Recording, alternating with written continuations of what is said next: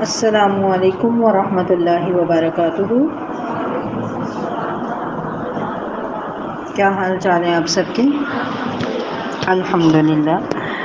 اعوذ باللہ من الشیطان الرجیم، بسم اللہ الرحمن الرحیم۔ رب اشرح لی صدری ویسر لی امری واحلل عقدۃ من لسانی یفقہوا قولی رب زدنی علما اللہم فقہنا فی الدین اللہم صلی علی محمد وعلی آل محمد۔ تیسرا پارہ آج ہم پڑھیں گے۔ نیت کی تجدید کر لیں، نیت خالص کر لیں۔ جب نیت خالص کرنے کا کہا جائے تو کیا جملہ سوچنا ہے آپ نے؟ والقلب متوجہ الی اللہ۔ سب اپنے دلوں کا جائزہ لیں، کیا ہمارے دل اللہ کی طرف مائل ہیں، اللہ کی طرف متوجہ ہیں؟ ٹھیک ہے۔ اور پھر نیت کیا ہونی چاہیے کہ اللہ کی طرف توجہ ہو، اور دوسرے نمبر پر اپنے عمل میں تبدیلی لانی ہے انشاءاللہ۔ بسم اللہ الرحمن الرحیم۔ تلک الرسل فضلنا بعضهم على بعض منهم من کلم اللہ ورفع بعضهم درجات وآتینا عیسی ابن مریم البینات وأیدناہ بروح القدس ولو شاء اللہ ما اقتتل الذین من بعدهم من بعد ما جاءتهم البینات ولكن اختلفوا فمنهم من آمن ومنهم من كفر ولو شاء الله ما اقتتلوا ولكن الله يفعل ما يريد۔ یہ رسول ہیں جو ہماری طرف سے انسانوں کی ہدایت پر مامور ہوئے، ہم نے ان کو ایک دوسرے سے بڑھ چڑھ کر مرتبے عطا کیے۔ ان میں سے کوئی ایسا تھا جس سے اللہ تعالیٰ خود ہم کلام ہوا، کسی کو اس نے دوسری حیثیتوں سے بلند درجے دیے، اور آخر میں عیسیٰ بن مریم کو روشن نشانیاں عطا کی اور روح پاک سے اس کی مدد کی۔ اگر اللہ چاہتا تو ممکن نہ تھا کہ ان رسولوں کے بعد جو لوگ روشن نشانیاں دیکھ چکے تھے وہ آپس میں لڑتے، مگر اللہ کی مشیت یہ نہ تھی کہ وہ لوگوں کو جبراً اختلاف سے روکے۔ اس وجہ سے انہوں نے باہم اختلاف کیا، پھر کوئی ایمان لایا اور کسی نے کفر کی راہ کو اختیار کیا۔ ہاں، اللہ چاہتا تو ہرگز نہ لڑتے، مگر اللہ جو چاہتا ہے وہ کرتا ہے۔ اب یہاں پر دیکھیں، پیچھے آپ نے پڑھا تھا نا کہ اے پیغمبر صلی اللہ علیہ وسلم، یہ پیغمبر ہیں، کچھ رسول ہیں جو ہم نے بھیجے ہیں، جن کے قصے آپ کو پڑھ کر سناتے ہیں۔ جب دوسرا پارہ اینڈ کیا تھا تلک الرسل کہ وہ آیت کیا تھی پیچھے جو ہم نے پڑھی تھی، اس کا جب اینڈ ہوا تھا اس میں ہم نے پڑھا تھا تلک آیات اللہ نتلوہا علیک بالحق وانک لمن المرسلین، کہ یہ برحق آیات ہیں، اللہ کی طرف سے نازل کی ہوئی ہیں اور آپ اللہ کے رسولوں میں سے ہیں۔ تو اب پھر ساتھ ہی اللہ تعالیٰ نے رسولوں کا تذکرہ کر دیا کہ آپ کن رسولوں میں سے ہیں، جن میں سے بعض کو بعض پر اللہ نے فضیلت عطا فرمائی ہے، کچھ سے اللہ نے کلام کیا۔ یہ فضیلت کس کو دی تھی؟ اللہ تعالیٰ نے موسیٰ علیہ السلام کو، اور ساتھ نبی صلی اللہ علیہ وسلم سے ہم کلام ہوئے، اور کچھ کے درجات کو اللہ نے دوسروں پر بلند کیے۔ عیسیٰ بن مریم کو اللہ تعالیٰ نے واضح نشانیاں دیں اور روح القدس کے ذریعے ان کی مدد کی۔ واضح نشانیوں میں کون سی نشانیاں ہیں؟ بینات میں وہ جو ان کو اللہ تعالیٰ نے معجزات عطا فرمائے تھے، مادرزاد اندھا کو تندرست کر دینا، کوڑی والے کو تندرست کرنا، مردہ کو زندہ کر دینا، یہ انشاءاللہ آگے تفصیل سے آپ پڑھیں گے۔ اور روح القدس سے ان کی مدد کی جب وہ بچپن میں تھے، ابھی نو مولود ہی تھے، شیر خارگی کی حالت میں ہی انہوں نے اپنی قوم سے خطاب کیا تھا اور انہیں بتایا تھا میں کہ اللہ کا رسول ہوں۔ ٹھیک ہے، تو یہ روح القدس کی مدد تھی۔ اور اگر اللہ چاہتے تو کیا ہوتا کہ آپس میں لوگ جو ہیں وہ نہ تو لڑتے اور نہ ہی اختلاف ہوتا۔ تو اختلاف جو ہے وہ اللہ تعالیٰ ارشاد فرماتے ایک فطری چیز ہے۔ ٹھیک ہے، لوگوں کو مختلف فطرت کا اللہ نے بنایا ہے، مختلف فطرت ہونے کی وجہ سے آپس میں اختلافات ہو جاتے ہیں۔ تو اگر ایسا نہ ہوتا تو دیکھیں پیچھے بھی آپ نے پڑھ لیا ہے، اختلافات ہوئے اور کچھ لوگ جو ہیں وہ ظالم بن گئے، کچھ لوگ جو ہیں وہ ماننے والے ہوئے، تو پھر ظالموں کو اللہ تعالیٰ نے کن کے ذریعے سے ختم کیا؟ ایمان والوں کے ذریعے سے ختم کیا۔ اور اگر اللہ تعالیٰ جبر کرتے، جیسا کہ استاذہ کہتی ہیں اگر کوئی جھوٹ بولتا تو اس کی زبان باہر لٹک جاتی، تو بھلا کوئی جھوٹ بولتا پھر تو وہ ارادہ نہ رہتا نا، پھر تو زبردستی ہو جانی تھی نا کہ نہیں جی جھوٹ بولا تو یہ ہوگا، یا اگر کسی نے چوری کی تو خود بخود ہاتھ کٹ جائے گا۔ تو ایسے بتائیں ذرا کہ کوئی شخص بھی پھر کوئی غلط کام کرتا، کوئی بھی نہ کرتا، پھر کسی کے اوپر کوئی مرضی رہنی ہی نہیں تھی، کسی کے پاس کوئی اختیار نہیں رہنا تھا، تو اللہ تعالیٰ نے انسان کو با اختیار بنایا ہے، اس کو راستے دکھا دیے ہیں، اچھائی برائی دل میں ڈال دی ہے، اس کو اللہ تعالیٰ نے اچھائی برائی کے ساتھ ساتھ پھر انبیاء کے ذریعے سے راستے دکھا دیے ہیں۔ اب جو ان کی بات کو مانے اور جو نہ مانے دونوں برابر نہیں ہو سکتے، ٹھیک ہے؟ تو ماننے والوں نے ہدایت کو قبول کیا اور نہ ماننے والوں نے ہدایت کو قبول نہ کیا، تو اللہ تعالیٰ نے پھر اس طریقے سے دنیا میں نظام چلایا اور لوگوں کو ایک دوسرے کے ذریعے سے ختم کیا، اور تاکہ دنیا میں امن قائم رہ سکے۔ پھر آگے اللہ تعالیٰ ارشاد فرماتے ہیں، یہ بات یاد رکھیں، آگے بھی آپ پڑھیں گے کہ دین میں جبر نہیں ہے، لوگوں پر اللہ تعالیٰ نے جبر نہیں کیا، ٹھیک ہے؟ اور دین اسلام میں بھی جبر نہیں ہے، تو کسی کو آپ مسلمان ہونے پر مجبور نہیں کر سکتے، لیکن جب کوئی مسلمان ہو جائے تو پھر اس پر احکامات پر عمل کرنا اس کے لیے پھر لازم ہو جائے گا، ٹھیک ہے؟ اسلام کے احکامات پر عمل کرنا لازم ہوگا۔ پھر آگے اللہ تعالیٰ ارشاد فرماتے ہیں، یا ایھا الذین آمنوا، ایمان والوں سے خطاب ہے، اپنے آپ کو، اپنے ایمان کو، جس پر اللہ پر ایمان لاتے ہیں اس کو کان کھول کر بات کو سن لیں، دلوں کی کھڑکیاں کھول لیں، کانوں کی کھڑکیاں کھول لیں کہ مجھ سے خطاب ہے، حکم کیا دیا جا رہا ہے، انفقوا مما رزقناکم من قبل ان یأتی یوم لا بیع فیہ ولا خلہ، کہ اے لوگوں جو ایمان لائے ہو، جو کچھ مال متاع ہم نے تم کو بخشا ہے اس میں سے خرچ کرو، اس سے قبل کہ وہ دن آئے جس میں نہ خرید و فروخت ہوگی اور نہ دوستی کام آئے گی، اور نہ سفارش چلے گی، اور ظالم اصل میں وہی کفر کی روش کو اختیار کرتے ہیں۔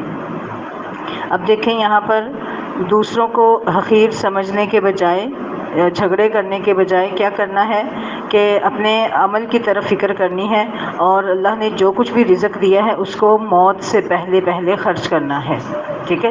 ایک دفعہ نبی صلی اللہ علیہ وسلم نے صحابہ کرام سے پوچھا تھا کہ اچھا مجھے یہ بتائیں کس کو اپنا مال زیادہ پسند ہے یا وارثوں کا مال کس کو پسند ہے؟ تو صحابہ کرام نے کہا اللہ کے نبی ہم تو اپنے مال کو پسند کریں گے۔ نبی صلی اللہ علیہ وسلم کہتے ہیں نہیں، تمہیں تو اپنے وارثوں کے مال کو پسند ہے، تمہارا مال کون سا ہے جو تم نے اللہ کی راہ میں دے دیا، ٹھیک ہے؟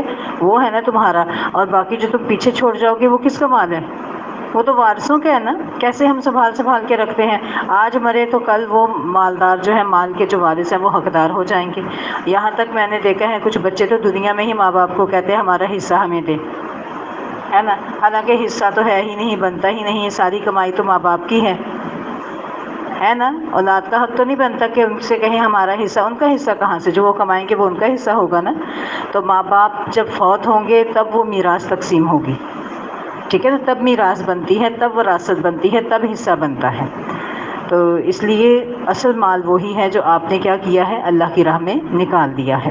پھر آگے اللہ تعالیٰ ارشاد فرماتے ہیں، اللہ لا الہ الا هو الحی القیوم لا تأخذه سنة ولا نوم له ما في السماوات وما في الأرض من ذا الذي يشفع عنده إلا بإذنه يعلم ما بين أيديهم وما خلفهم ولا يحيطون بشيء من علمه إلا بما شاء وسع كرسيه السماوات والأرض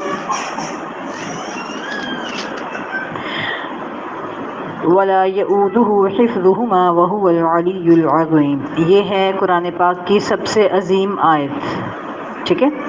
ایک ہے سب سے بڑی آیت، یہ سب سے بڑی آیت نہیں ہے، سب سے عظیم آیت ہے، عظمت کے لحاظ سے سب سے بڑھ کر ہے۔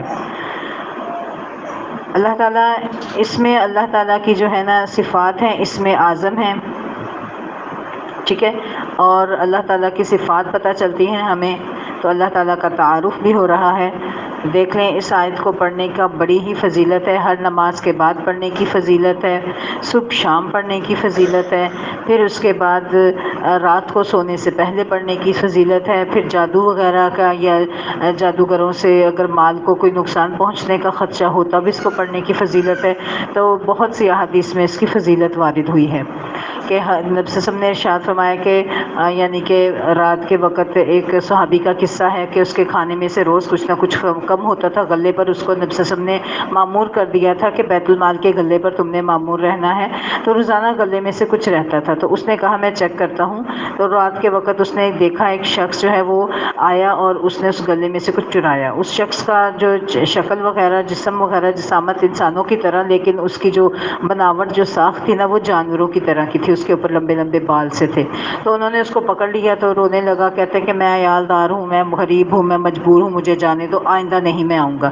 تو ان کو ان پر ترس آیا صحابی کو، یہ ایک نہیں 2-3 قصے ہیں مختلف قسم کے، تو ان کو ان پہ ترس آیا، انہوں نے ان کو چھوڑ دیا۔ پھر اگلے دن نبی صلی اللہ علیہ وسلم سے تذکرہ کیا، یا بعض روایات میں آتا ہے نبی صلی اللہ علیہ وسلم نے خود سے پوچھا تمہارے ساتھ رات کیا ہوا، تمہارے ساتھی نے تمہارے ساتھ کیا کیا، تو پھر معاملہ بتایا، تو پیغمبر صلی اللہ علیہ وسلم نے کہا کہ وہ جھوٹ بولتا ہے، وہ دوبارہ آئے گا، اب کہ آئے نا چھوڑنا نہیں ہے اس کو۔ تو اگلے رات پھر وہ اسی انتظار میں رہتے ہیں، اور وہ پھر آتا ہے، پھر وہ چرانے لگتا ہے، اس کو پھر پکڑ لیتے ہیں صحابی رسول، پھر وہ اسے منع کہتے ہیں کہ اب میں نے تمہیں نہیں چھوڑنا، پھر وہ قسمیں کھاتے ہیں، روتا ہے اور کہتا ہے کہ میں عیالدار ہوں، بچے میرے بڑے زیادہ چھوٹے چھوٹے ہیں، میں غریب ہوں، مفلس ہوں، میرا روزگار نہیں، مجھے معاف کر دو۔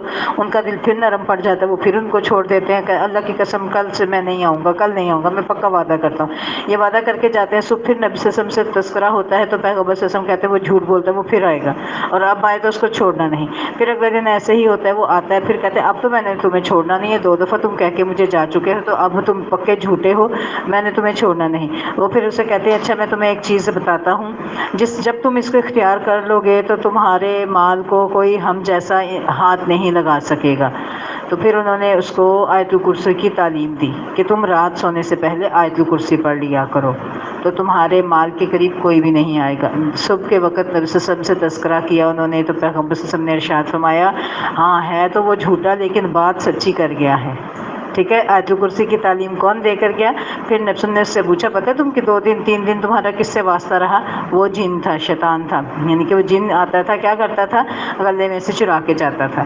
ٹھیک ہے، تو اس لیے اپنے ہر چیز کو، اپنے مال کو، پیسے ہیں آپ کے، لاکر ہے آپ کا، کھانے پینے کی چیز ہے، ہر چیز کو کیا کیا کریں؟ اس کو اللہ کا نام لے کر رکھا کریں، بسم اللہ میں بڑی برکت ہے۔ ٹھیک ہے، اور رات سونے سے پہلے آیت الکرسی پورے گھر کے کونوں میں جو ہے نا پھونک دیا کریں، آیت الکرسی پڑھ کے تمام گھروں کے جتنے بھی آپ کے کونے ہیں نا ان میں جا کر آپ پھونک دیں۔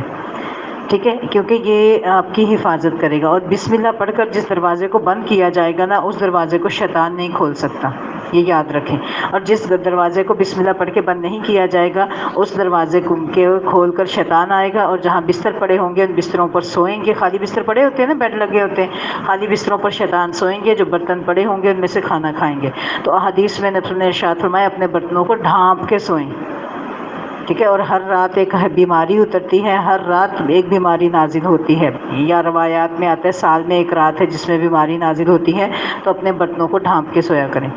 تو اس لیے یہ عادت بنا لیں کچن میں برتنوں کو ڈھانپ کے سوئیں، اگر دھو سکتے ہیں تو ویل اینڈ گڈ کہ دھو کر صاف کر کے، اور اگر نہیں تو کم سے کم برتنوں کو الٹا، دھونے والے بھی ہیں نا ان کو الٹا کر کے ان کے اوپر کوئی کپڑا ڈال کے پھر سوئیں، ایک سائڈ پر جو بھی صاف ستھری چیزیں ہیں ان کو ایک سائڈ پر رکھیں، ترتیب سے رکھ لیں، اور جو دھونے والے ہیں ان کو الٹا کر کے ایک طرف رکھ دیں، ان کے اندر پانی پڑا رہے اور ان کے اندر گندگی لگی رہے، یہ پھر جانور جو ہیں وہ بھی آ کر اس میں پھر گندگی پھیلاتے ہیں، اور پھر جو دوسری مخلوق ہے وہ بھی آتی ہے۔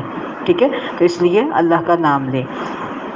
پھر اس کے بعد دیکھیں اس میں اللہ تعالیٰ کی صفات ہیں آیت الکرسی کے اندر، اللہ وہ زندہ و جاوید ہستی ہے جو تمام کائنات کو سنبھالے ہوئے ہے، اس کے سوا خدا کوئی نہیں، نہ وہ سوتا ہے نہ اسے اونگ لگتی ہے، زمین اور آسمان میں جو کچھ ہے اسی کا ہے، کون ہے جو اس کی جناب میں اس کی اجازت کے بغیر سفارش کر سکے، جو کچھ بندوں کے سامنے ہے وہ اسے بھی جانتا ہے، اور جو کچھ ان سے اوجھل ہے اسے بھی اس سے بھی واقف ہے، اس کی معلومات میں سے کوئی چیز ان کی گرفت ادراک میں نہیں آ سکتی الا یہ کہ کسی چیز کا علم وہ خود ہی ان کو دینا چاہے، اس کی حکومت آسمانوں اور زمین پر چھائی ہوئی ہے، اور اس کی نگہبانی اس کے لیے کوئی تھکا دینے والا کام نہیں، بس وہی ایک بزرگ و برتر ذات ہے۔ یہ نا کرسیہ السماوات والارض، تو اس میں کرسی جو ہے نا وہ اللہ تعالیٰ کے پاؤں رکھنے کی جگہ ہے۔ ابن عباس کہتے ہیں کرسی سے مراد کیا ہے؟ اللہ تعالیٰ کے پاؤں رکھنے کی جگہ، اور کرسی جو ہے حدیث میں آتا ہے، حدیث کا مفہوم بیان کروں گی، وہ کرسی جو ہے وہ اللہ تعالیٰ کے عرش کے مقابلے میں ایسے ہے جیسے کہ پوری ایک صحرا ہے، ایک پورا، اور اس کے اندر ایک رنگ پڑی ہوئی ہے۔ سوچیں ذرا، عرش کیسے ہے؟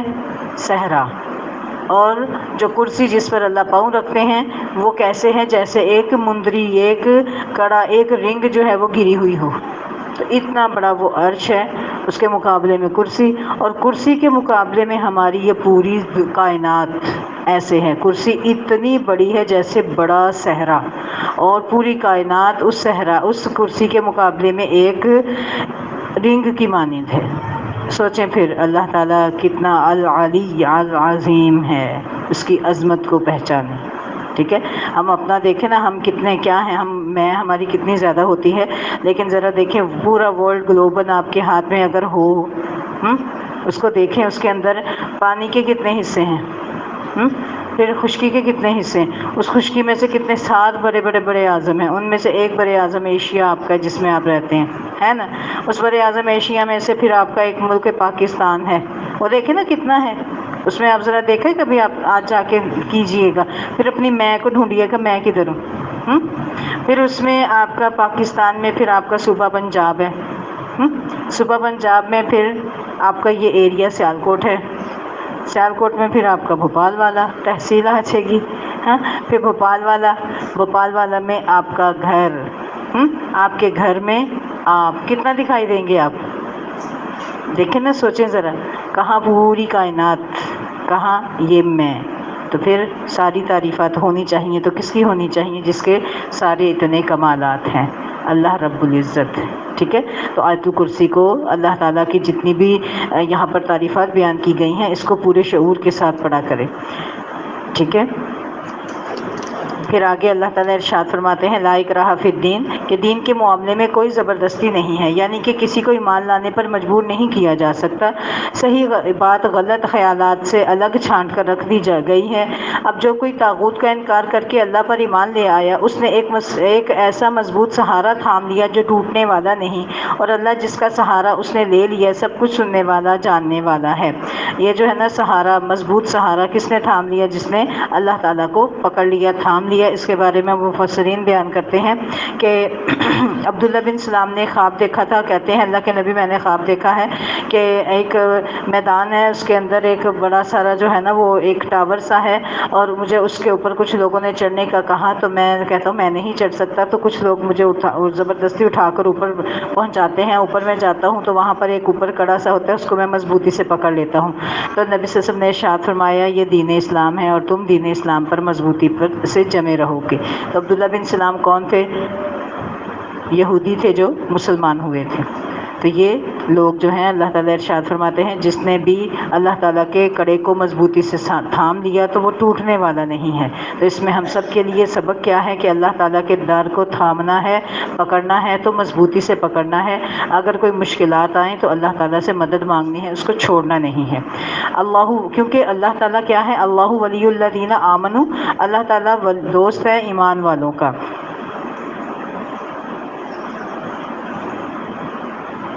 ایسے لوگ جو ایمان لاتے ہیں ان کا حامی و مددگار اللہ ہے، وہ ان کو تاریکیوں سے روشنی میں نکال لاتا ہے، اور جو لوگ کفر کی راہ کو اختیار کرتے ہیں ان کے حامی و مددگار طاغوت ہیں، وہ انہیں روشنی سے تاریکیوں کی طرف کھینچ لے جاتے ہیں۔ اللہ کیا کرتا ہے؟ بندوں کو اندھیروں میں نہیں رہنے دیتا، اندھیروں سے نکال کر کس طرف لے کر آتا ہے؟ روشنی کی طرف۔ لیکن جو طاغوت ہیں، طاغوت کس کو کہتے ہیں؟ ہر سرکش قوت جو بھی ہے انسان کو اللہ سے دور کرے وہ طاغوت کہلاتی ہے۔ اس میں انسان بھی آ جائیں گے، ٹھیک ہے، اور اس میں جن، شیاطین، سب تمام ایسی چیزیں آ جائیں گی جن کے اندر یہ طاقت ہے کہ وہ آپ کو کھینچ کر اللہ سے دور کر دیں۔ طاغوت یہاں طاغوتیت کے معنی میں استعمال کیا گیا، یعنی اللہ سے منہ موڑ کر انسان ایک ہی طاغوت کے چنگل میں نہیں پھنستا بلکہ بہت سے طاغوتیت اس پر مسلط ہو جاتے ہیں۔ مراد کیا ہے؟ یعنی کہ ہر ایسی سرکش قوتیں، طاقتیں جو اللہ سے دور کرنے والی ہیں۔ پھر الم تر الی الذین حاج ابراہیم فی ربہ ان آتاہ اللہ الملک، کیا تم نے اس شخص کے حال پر غور نہیں کیا جس نے ابراہیم سے جھگڑا کیا تھا؟ اس کے بارے میں مفسرین بیان کرتے ہیں اس سے مراد جو ہے وہ نمرود ہے، اس وقت کا جو بادشاہ تھا۔ اس بات پر کہ ابراہیم کا رب کون ہے، اس بنا پر اس شخص کو اللہ نے حکومت دے رکھی تھی۔ جب ابراہیم نے کہا میرا رب وہ ہے، ربی الذی یحیی و یمیت، کہ میرا رب تو وہی ہے جو مجھے زندگی اور موت دیتا ہے، تو اس نے جواب دیا انا احیی و امیت، کہ میں زندہ کرتا ہوں اور مارتا ہوں۔ کہا جاتا ہے کہ یہ جو ہے نا ابراہیم علیہ السلام کا جو ہے نا بادشاہ نمرود تھا، عراق کا علاقہ تھا ان کا، ٹھیک ہے، اور اس نے جو ہے نا ایسی عجیب سی بات کہی اور ایسا ایک نمونہ پیش کیا کہ تم جو کہتے ہو میرا رب اللہ ہے جو زندہ کرتا مارتا ہے، اچھا میں یہ کام تو میں بھی کر سکتا ہوں۔ ایک ایسا شخص جس کے لیے قید کا لکھا گیا تھا کہ وہ جو ہے نا اس کو چھوڑ دیا جائے گا، اس کو پکڑ کے اس نے قتل کر دیا، اور جس کے لیے لکھا تھا کہ اس کو سزائے موت دی جائے گی اس کو چھوڑ دیا، اور کیا کہا کہ دیکھو میں بھی زندہ کر سکتا ہوں اور مار سکتا ہوں۔ تو ابراہیم علیہ السلام نے کہا کہ اس کی عقل تو لگتا موٹی ہے، تو اس لیے انہوں نے ایسی دلیل پیش کی جس کے ساتھ وہ حیران ہو گیا. قال ابراہیم فإن اللہ یأتی بالشمس من المشرق فأت بها من المغرب. تو ابراہیم علیہ السلام نے کہا اچھا اللہ سورج کو مشرق سے نکالتا ہے، تو ذرا اسے مغرب سے نکال لا. کہ کہتا ہے نا میں رب ہوں، مارنے اور زندہ کرنے والا نمونہ پیش کر دیا، تو میرا رب تو وہ ہے جو سورج کو مشرق سے نکالتا ہے، تو اس کو مغرب سے نکال کر لا. یہ سن کر فبہت الذی کفر، تو کافر شخص جو ہے وہ حیران رہ گیا، منکر حق ششتر رہ گیا، مگر اللہ ظالموں کو راہ راست نہیں دکھایا کرتا. پھر دوسری مثال اللہ تعالیٰ ارشاد فرماتے ہیں، یا پھر مثال کے طور پر اس شخص کو دیکھو جس کا گزر ایک ایسی بستی پر ہوا جو اپنی چھتوں پر اوندھی گری پڑی تھی، اور اس نے کہا یہ آبادی جو ہلاک ہو چکی ہے اسے اللہ کس طرح دوبارہ زندگی بخشے گا. کہا جاتا ہے کہ یہ اس وقت کے کوئی نبی تھے جو گزرے تھے کسی بستی سے، تو انہوں نے ایک بستی کو تباہ شدہ دیکھا تو حیران ہوئے کہ کیسے یہ ایک اجاڑ بستی ہے، اللہ تعالیٰ اس کو کس طریقے سے دوبارہ ہرا بھرا کرے گا. تو اللہ تعالیٰ نے ان کو کیا کیا، ان کو اللہ تعالیٰ نے اس مرحلے سے گزارا، ان کو موت دے دی. اور ان کے پاس ایک گدھا بھی تھا، گدھے پہ انہوں نے اپنا کھانا پینے کا سامان رکھا ہوا تھا. 100 سال ان کو مارے رکھا، 100 سال بعد زندہ کیا تو کھانا ان کا سڑا نہیں تھا، وہ تندرست بالکل صحیح سالم رہا. اور لیکن گدھا جو ہے وہ فطری تقاضے کے مطابق رہا، اور گدھا مر گیا، مر کر اس کا جتنا بھی جسم کے گوشت پوشت تھے اس کو سارے مٹی کے کیڑوں نے کھا لیا، کھوکھلی ہڈیاں ہو گئیں. وہ پھر ان کی آنکھوں کے سامنے اللہ تعالیٰ نے زندہ کیا. ٹھیک ہے، تو یہ ہے جو اللہ تعالیٰ نمونے دکھانا چاہتا ہے. تو سورہ بقرہ میں 5 جگہ اللہ تعالیٰ نے مردوں کو زندہ کرنے کا جو ہے نا دلیل بیان کی ہے، ان میں سے ایک یہ دلیل ہے. ایک پیچھے آپ نے پڑھ لی تھی گائے کا واقعہ میں پڑھی تھی نا، گائے کا واقعہ گزرا تھا اس میں. اور ایک یہ دلیل ہے کہ وہ بستی جو چھتوں پر اوندھی گری پڑی تھی تو اس نے کہا یہ آبادی جو ہلاک ہو چکی ہے اسے اللہ کس طرح دوبارہ زندگی بخشے گا. اس پر اللہ نے اس کی روح قبض کر لی اور وہ 100 برس تک مردہ پڑا رہا. پھر اللہ نے اسے دوبارہ زندگی بخشی اور اس سے پوچھا بتاؤ کتنی مدت پڑے رہے ہو. اس نے کہا 1 دن یا چند گھنٹے رہا ہوں گا. فرمایا تم پر 100 برس اسی حالت میں گزر چکے ہیں، اب ذرا اپنے کھانے اور پینے کو دیکھو، اس میں ذرا تغیر نہیں آیا. دوسری طرف ذرا اپنے گدھے کو بھی دیکھو کہ اس کا پنجر تک بوسیدہ ہو رہا ہے، اور ہم نے اس لیے یہ کیا ہے کہ ہم تمہیں لوگوں کے لیے ایک نشانی بنا دینا چاہتے ہیں. پھر دیکھو کہ ہڈیوں کو، کہ اس پنجر کو ہم کس طرح اٹھا کر گوشت پوشت اس پر چڑھاتے ہیں. اس طرح جب حقیقت اس کے سامنے بالکل نمایاں ہو گئی تو اس نے کہا میں جانتا ہوں کہ اللہ ہر چیز پر قدرت رکھتا ہے. قال اعلم ان اللہ علی کل شیء قدیر. تو پھر آنکھوں کے سامنے جب مشاہدہ ہوا تو یہ پھر کون سا تھا، علم یقینی ہو گیا. ٹھیک ہے، عین الیقین آ گیا، ان کو آنکھ سے انہوں نے مشاہدہ کر لیا. وَإِذْ قَالَ إِبْرَاهِيمُ رَبِّ أَرِنِي كَيْفَ تُحْيِي الْمَوْتَى. اور وہ واقعہ بھی یاد رکھو کہ جب ابراہیم علیہ السلام نے کہا تھا کہ اے میرے مالک مجھے دکھا کہ تم مردوں کو کیسے زندہ کرتا ہے. ایک اور یہ مثال دے رہے ہیں اللہ تعالیٰ کہ مردوں کو کیسے زندہ کرتا ہے. فرمایا اولم تؤمن، کہ اے ابراہیم کیا تو ایمان نہیں رکھتا. تو ابراہیم علیہ السلام نے کیا کہا، بلا کیوں نہیں، ولکن لیطمئن قلبی، تاکہ میرے دل کو اطمینان حاصل ہو جائے. اطمینان قلب کے لیے اللہ میں سوال کر رہا ہوں، اعتراض کے لیے نہیں کر رہا. ٹھیک ہے، کس لیے، دل کے اطمینان کے لیے. تو یہ ہے اطمینان قلب. تمام ذہن جو ہے نا ذہن کے لوگوں کے دلوں میں سوال آتے ہیں.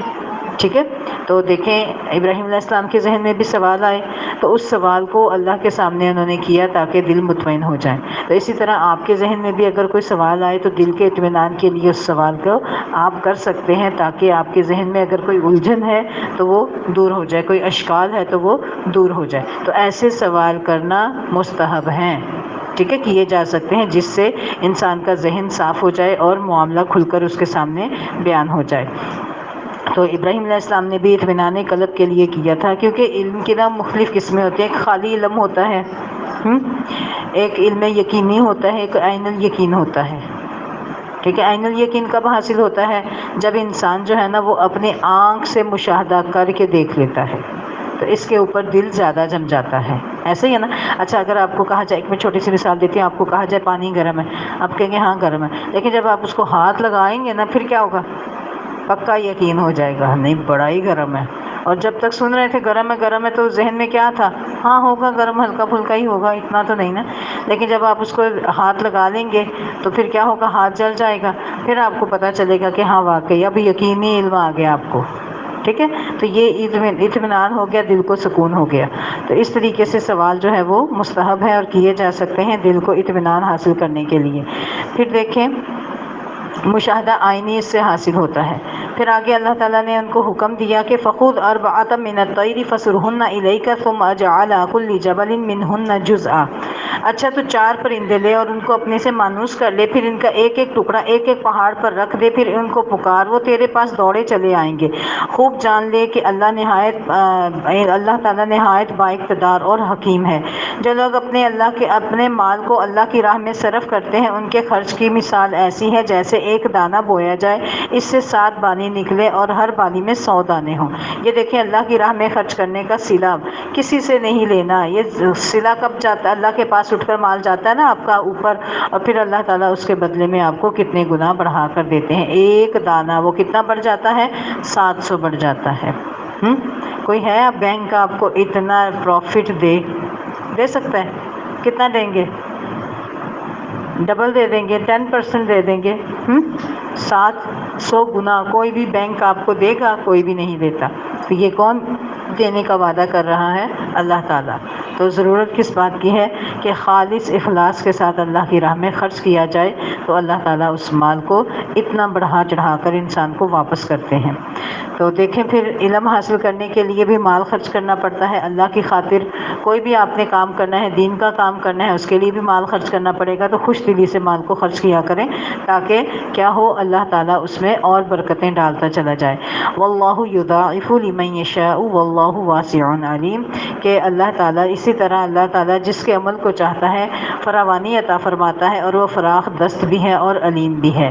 الذین ینفقون اموالہم فی سبیل اللہ، جو لوگ اپنے مال اللہ کی راہ میں خرچ کرتے ہیں۔ اب یہاں پر نا انفاق فی سبیل اللہ بڑی تفصیل سے آئے گا، ٹھیک ہے، تو اس کی فضیلت بہت زیادہ ہے اللہ کی راہ میں مال خرچ کرنا۔ اور پھر جب خاص طور پر دین کے کام میں انسان خرچ کرتا ہے نا پیسہ، دیکھیں بک لینے کے لیے بہت سے لوگ جو ہے نا اس کو بڑا زیادہ عجیب سا محسوس کرتے ہیں کہ اب کتاب لینی پڑے گی، اب یہ لینا پڑے گا، اب یہ کرنا پڑے گا۔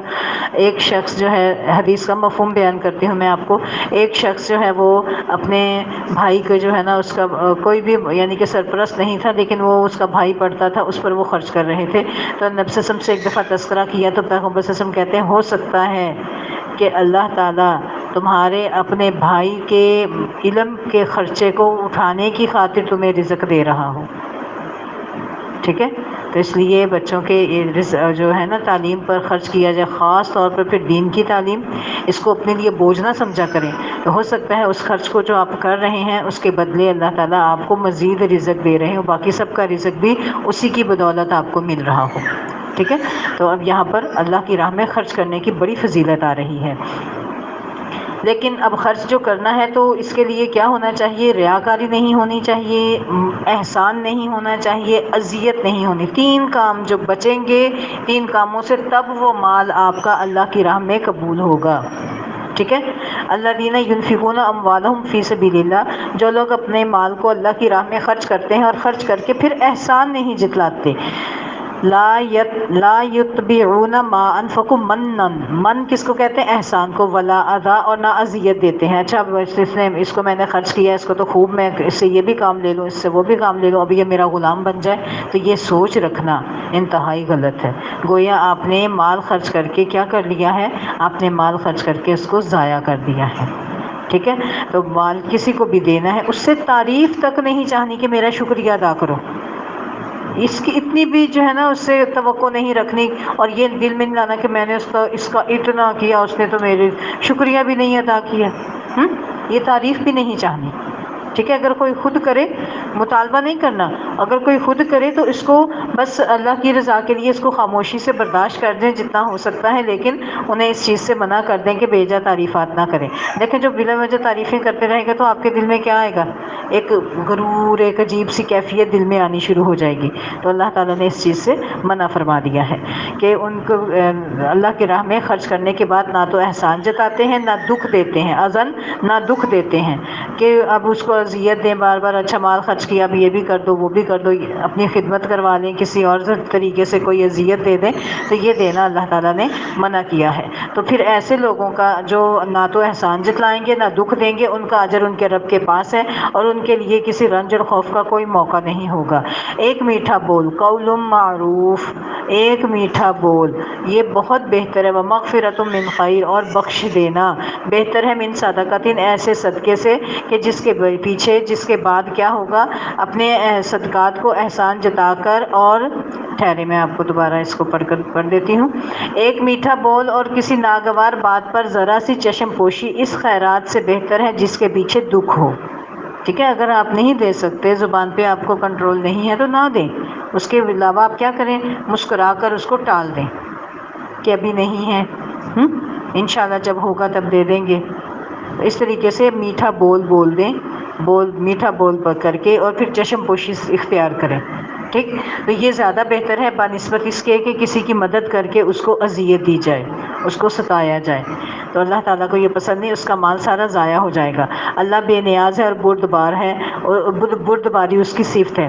اے ایمان والو، اپنے صدقات کو احسان جتا کر اور دکھ دے کر اس شخص کی طرح خاک میں نہ ملا دو جو اپنا مال محض لوگوں کے دکھانے کو خرچ کرتا ہے۔ اب یہاں پر دیکھیں آپ تینوں پر نشان لگا لینے ہیں۔ یا ایھا الذین آمنوا لا تبطلوا صدقاتکم بالمن والاذی کالذی ينفق مالہ رئاء الناس۔ ٹھیک ہے، تین چیزوں سے صدقہ ضائع ہو جاتا ہے، کون کون سے؟ من نمبر 1، اذا نمبر 2، اور رئاء الناس لوگوں کو دکھاوا۔ ٹھیک ہے، دکھاوے پر بھی مال کو خرچ نہیں کرنا، وہ ضائع ہو جائے گا۔ اور جو اپنا مال محض لوگوں کو دکھانے کو خرچ کرتا ہے، نہ اللہ پر ایمان رکھتا ہے نہ آخرت پر، تو اس کے خرچ کی مثال ایسے ہے جیسے ایک چٹان تھی جس پر مٹی کی تہ جمی ہوئی تھی، اس پر جب زور کا میंہ برسا تو ساری مٹی بہہ گئی اور صاف چٹان کی چٹان رہ گئی۔ ایسے لوگ اپنے نزدیک خیرات کر کے جو نیکی کماتے ہیں، اس سے کچھ بھی ان کے ہاتھ نہیں آتا، اور کافروں کو سیدھی راہ دکھانا اللہ تعالیٰ کا دستور نہیں ہے۔ تو دیکھیں پھر احسان جتانے سے بچنا ہے، میٹھا بول اپنا کر اشعار بنانا ہے۔ ٹھیک ہے، خاص طور پر بچوں سے، بچوں کی عزت اور تکریم کریں۔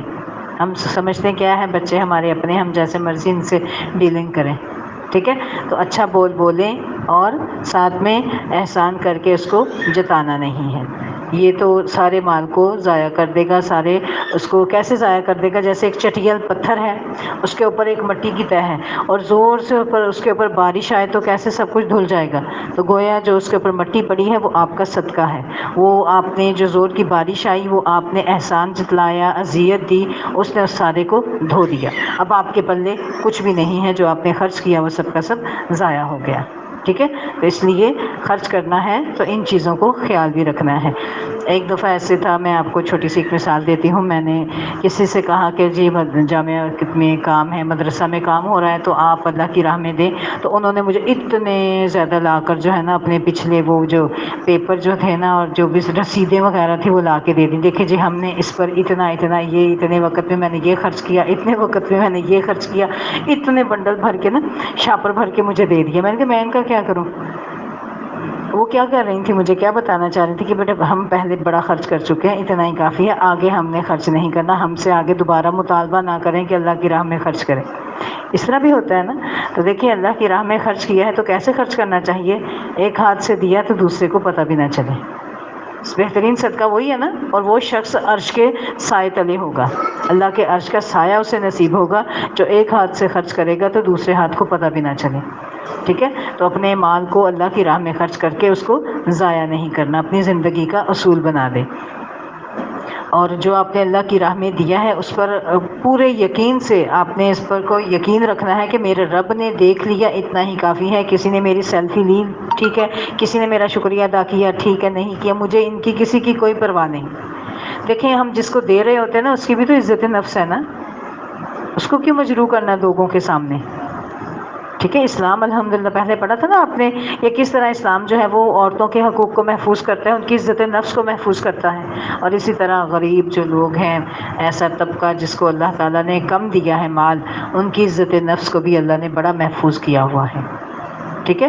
پھر آگے دیکھیں اللہ تعالیٰ ارشاد فرماتے ہیں مثل الذین ينفقون اموالهم ابتغاء مرضات اللہ وتثبیتا من انفسهم، کہ ان لوگوں کی مثال باخلاف اس کے جو لوگ اپنے امال محض اللہ کی رضا جوئی کے لیے دل کے پورے ثبات اور تکرار کے ساتھ خرچ کرتے ہیں، ان کے خرچ کی مثال ایسے جیسے کسی سطح مرتفع پر ایک باغ ہو، اگر زور کی بارش ہو جائے تو دگنا پھل لائے، اور اگر زور کی بارش نہ بھی ہو تو ایک ہلکی پھواری اس کے لیے کافی ہو جائے گی.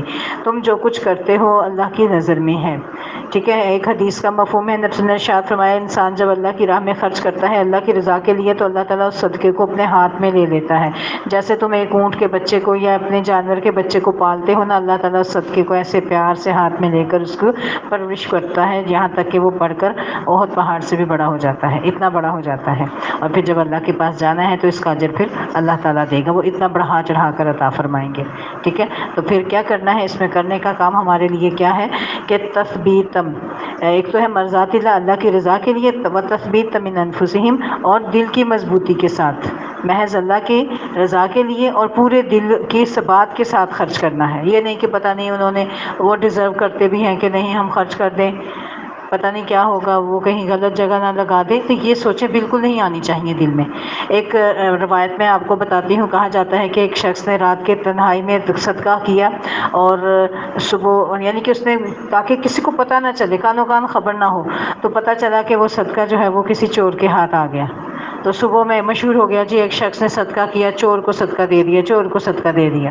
پھر ایک شخص نے صدقہ دیا رات کی تنہائی میں تو وہ کسی زانی عورت کے پاس چلا گیا، تو صبح اٹھ کے میں یہ بات مشہور ہو گئی جی ایک زانیہ کو کسی نے صدقہ دے دیا، زانیہ کو صدقہ دے دیا.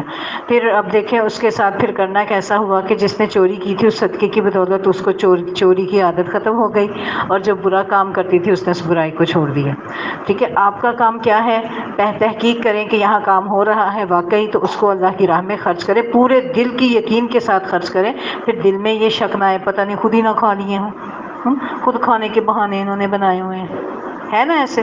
تو یہ باتیں کرنا چھوڑ دیں، دل میں میل لانا چھوڑ دیں. اس کے ساتھ آپ اپنے اعمال کی بربادی کے سوا کچھ بھی نہیں کریں گے، پورے دل جمی کے ساتھ اللہ کی راہ میں خرچ کریں. ٹھیک ہے. آگے وہ جیسے مرضی کرے، آپ کا کام کیا، آپ کے ہاتھ سے نکل گیا، ڈیلیور ہو گیا، اللہ تعالیٰ نے آپ کو آپ کے دینے کا نیت جو ہے وہ دے دیا آپ کو. ٹھیک ہے. پھر آگے اللہ تعالیٰ ارشاد فرماتے ہیں ان تبدوا الصدقات فنعما ہی،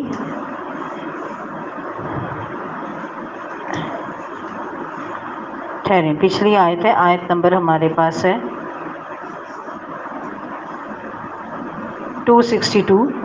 أَيَوَدُّ أَحَدُكُمْ أَن تَكُونَ لَهُ جَنَّةٌ مِّن نَخِيلٍ وَأَعْنَابٍ تَجْرِي مِن تَحْتِهَا الْأَنْهَارُ لَهُ فِيهَا مِن كُلِّ الثَّمَرَاتِ، کیا تم میں سے کوئی یہ پسند کرتا ہے کہ اس کے پاس ہرا بھرا باغ ہو، نہروں سے سیراب، کھجوروں، انگوروں اور ہر قسم کے پھلوں سے لدا ہوا، اور وہ عین اس وقت ایک تیز بگولے کی زد میں آ کر جھلس جائے جبکہ وہ خود بوڑھا ہو اور اس کے کم سن بچے ابھی اس لائق نہ ہوں کہ وہ اس کو مزید بڑھا سکیں یا کچھ کما سکیں. اس طرح اللہ اپنی باتیں تمہارے سامنے بیان کرتا ہے شاید کہ تم غور و فکر کرو. اب یہ دیکھیں ایسا شخص ہے جس نے آخری عمر میں آ کر اپنے اعمال کو برباد کر لیا.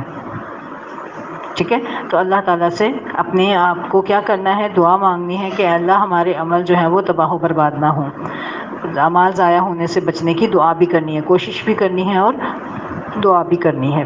پھر آگے دیکھیں یا ایھا الذین آمنو، اللہ تعالیٰ ایمان والوں سے خطاب کر رہے ہیں، لوگوں جو ایمان لائے ہو، جو مال تم نے کمائے ہیں اور جو کچھ ہم نے زمین سے تمہارے لیے نکالا ہے اس میں سے بہتر حصہ راہ میں خرچ کرو.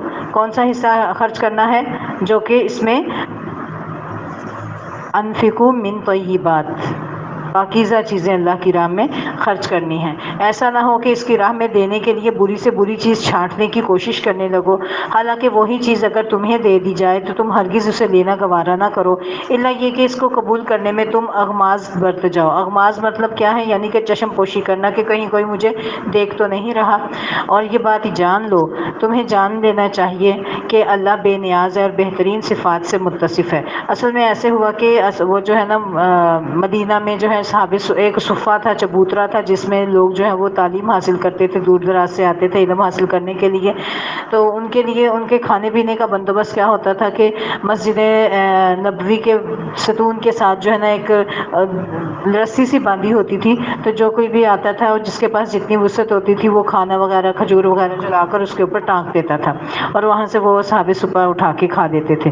تو کسی نے ایسے کیا کہ ردی کھجوریں جو ہیں وہ لا کر لٹکا دیں تاکہ چلو یہ تو غریب ہے میری، یہ تو کھا لیں گے، ان کو جو بھی ملے گا نکما بھی ملے گا تو کھا لیں گے. تو اللہ تعالیٰ کو یہ چیز پسند نہیں آئی کہ اللہ کی راہ میں دینا ہے تو کیا دینا ہے، اچھی چیز نکال کے دینی ہے. ٹھیک ہے. ہاں اب یہ نہیں ہے کہ اگر کوئی چیز ضائع ہوتی ہے تو اس کو ضائع کر دیں، کوئی تو اس کو بھی آپ دے سکتے ہیں، لیکن بتا دیں کہ اگر آپ اس کو استعمال کر سکیں تو آپ اس کو استعمال کر لیں. ٹھیک ہے. تو لیکن ہر وقت ہی ایسی ردی چیز کو دینا، کپڑے بھی دینے ہیں تو اس کے اوپر سے لیسز اتار دینا ہے. اچھا دوپٹہ بڑا خوبصورت ہے، یہ نہیں میں نے دینا، قمیض دے دوں گی، شلوار دے دوں گی، اچھا اس کی قمیض بڑی اچھی ہے، یہ نہیں میں دوں گی، یہ میں رکھ لوں گی، باقی ٹنڈ منڈ کر کے اللہ کی راہ میں دے دیں گے. تو ایسا دینا کیا ہوتا ہے؟ امام شافعی کی روش کو اختیار کرے نا، وہ 360 جوڑے زندگی میں چلاتے تھے، ہر سال کا، ہر روز کا ایک جوڑا. جب اللہ اتنا دے تو اتنا ظرف بھی پیدا کریں اپنے اندر. روزانہ کا ایک جوڑا پہن کر صاف ستھرا، اللہ تعالیٰ کی جو ہے نا، اللہ نے ان کو جو مسند دی تھی نبی صلی اللہ علیہ وسلم کی حدیث بیان کرنے کے لیے، وہاں بیٹھ کر وہ روز ایک نیا پہنتے تھے جوڑا اور پھر اس کو خوشبو لگاتے تھے اور پھر وہ اس نئے جوڑے کو، ایک دفعہ پہنے ہوئے جوڑے کو کیا کرتے تھے؟ صدقہ دیا کرتے تھے. اگلے دن پھر نیا پہن لیتے تھے، اگلے دن پھر نیا پہن لیتے تھے. ٹھیک ہے. اگر اللہ نے دیا ہے تو ایسے کریں کہ خراب ہی نہ دیں، اور صرف ہر وقت یہی نہ سوچیں کہ جو چیز بچی ہے وہی دیں، بلکہ اچھی بھی دیا کریں، طیب دیا کریں، اور ایسی حالت میں دیا کریں جو اچھی اور طیب ہو. پھر اس کو دھو کر صاف کر کے خوبصورت کر کے پھر اس کو اللہ کی راہ میں نکالا کریں، تاکہ اگر آپ یہ سوچیں نا، اس جس کو دے رہے نا اس جگہ اپنے آپ کو رکھیں کہ اگر مجھے یہ ملنا ہو تو میں کیسے دوں. یہی بات اللہ یہاں بیان کریں کہ ایسی چیز نہ دو کہ اگر تمہیں دی جائے تو تم پریشان ہو کہ ہاں یہ میں کیسے لوں، ادھر ادھر نظر دوڑا کے دیکھو اور پھر کو اچھا کوئی دیکھے نہ میں یہ لے ہی لوں. تو اس چیز کا تذکرہ اللہ تعالیٰ یہاں بیان فرما رہے ہیں، کیونکہ شیطان کا کام کیا ہے؟ شیطان تو ہمیشہ یعدکم الفقر ویأمرکم بالفحشاء، کہ شیطان تمہیں مفلسی سے ڈراتا ہے اور شرمناک طرز عمل اختیار کرنے کی ترغیب دیتا ہے. ہمیشہ جب بھی آپ نے اللہ کی راہ میں کچھ خرچ کرنا ہو نا، فوراً شیطان کیا خیال ڈالے گا؟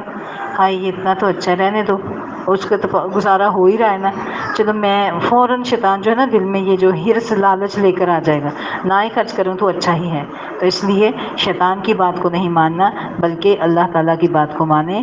نکالیں جو میرے پاس زائد ہے وہ بھی، اور جو آپ کے پاس ہے اس میں سے بھی اللہ کی راہ میں لازمی خرچ کریں، اچھا بھی دیں. اور جو پہلی چیزیں ہیں جو زائدہ ضرورت ہے وہ بھی خرچ کرنے کا حکم دیا نا. پیچھے آپ نے پڑھ لیا تھا صحابہ کرام سے کیا کہا گیا جب انہوں نے پوچھا اللہ کی راہ میں کیا خرچ کریں، تو انہوں نے کیا کہا؟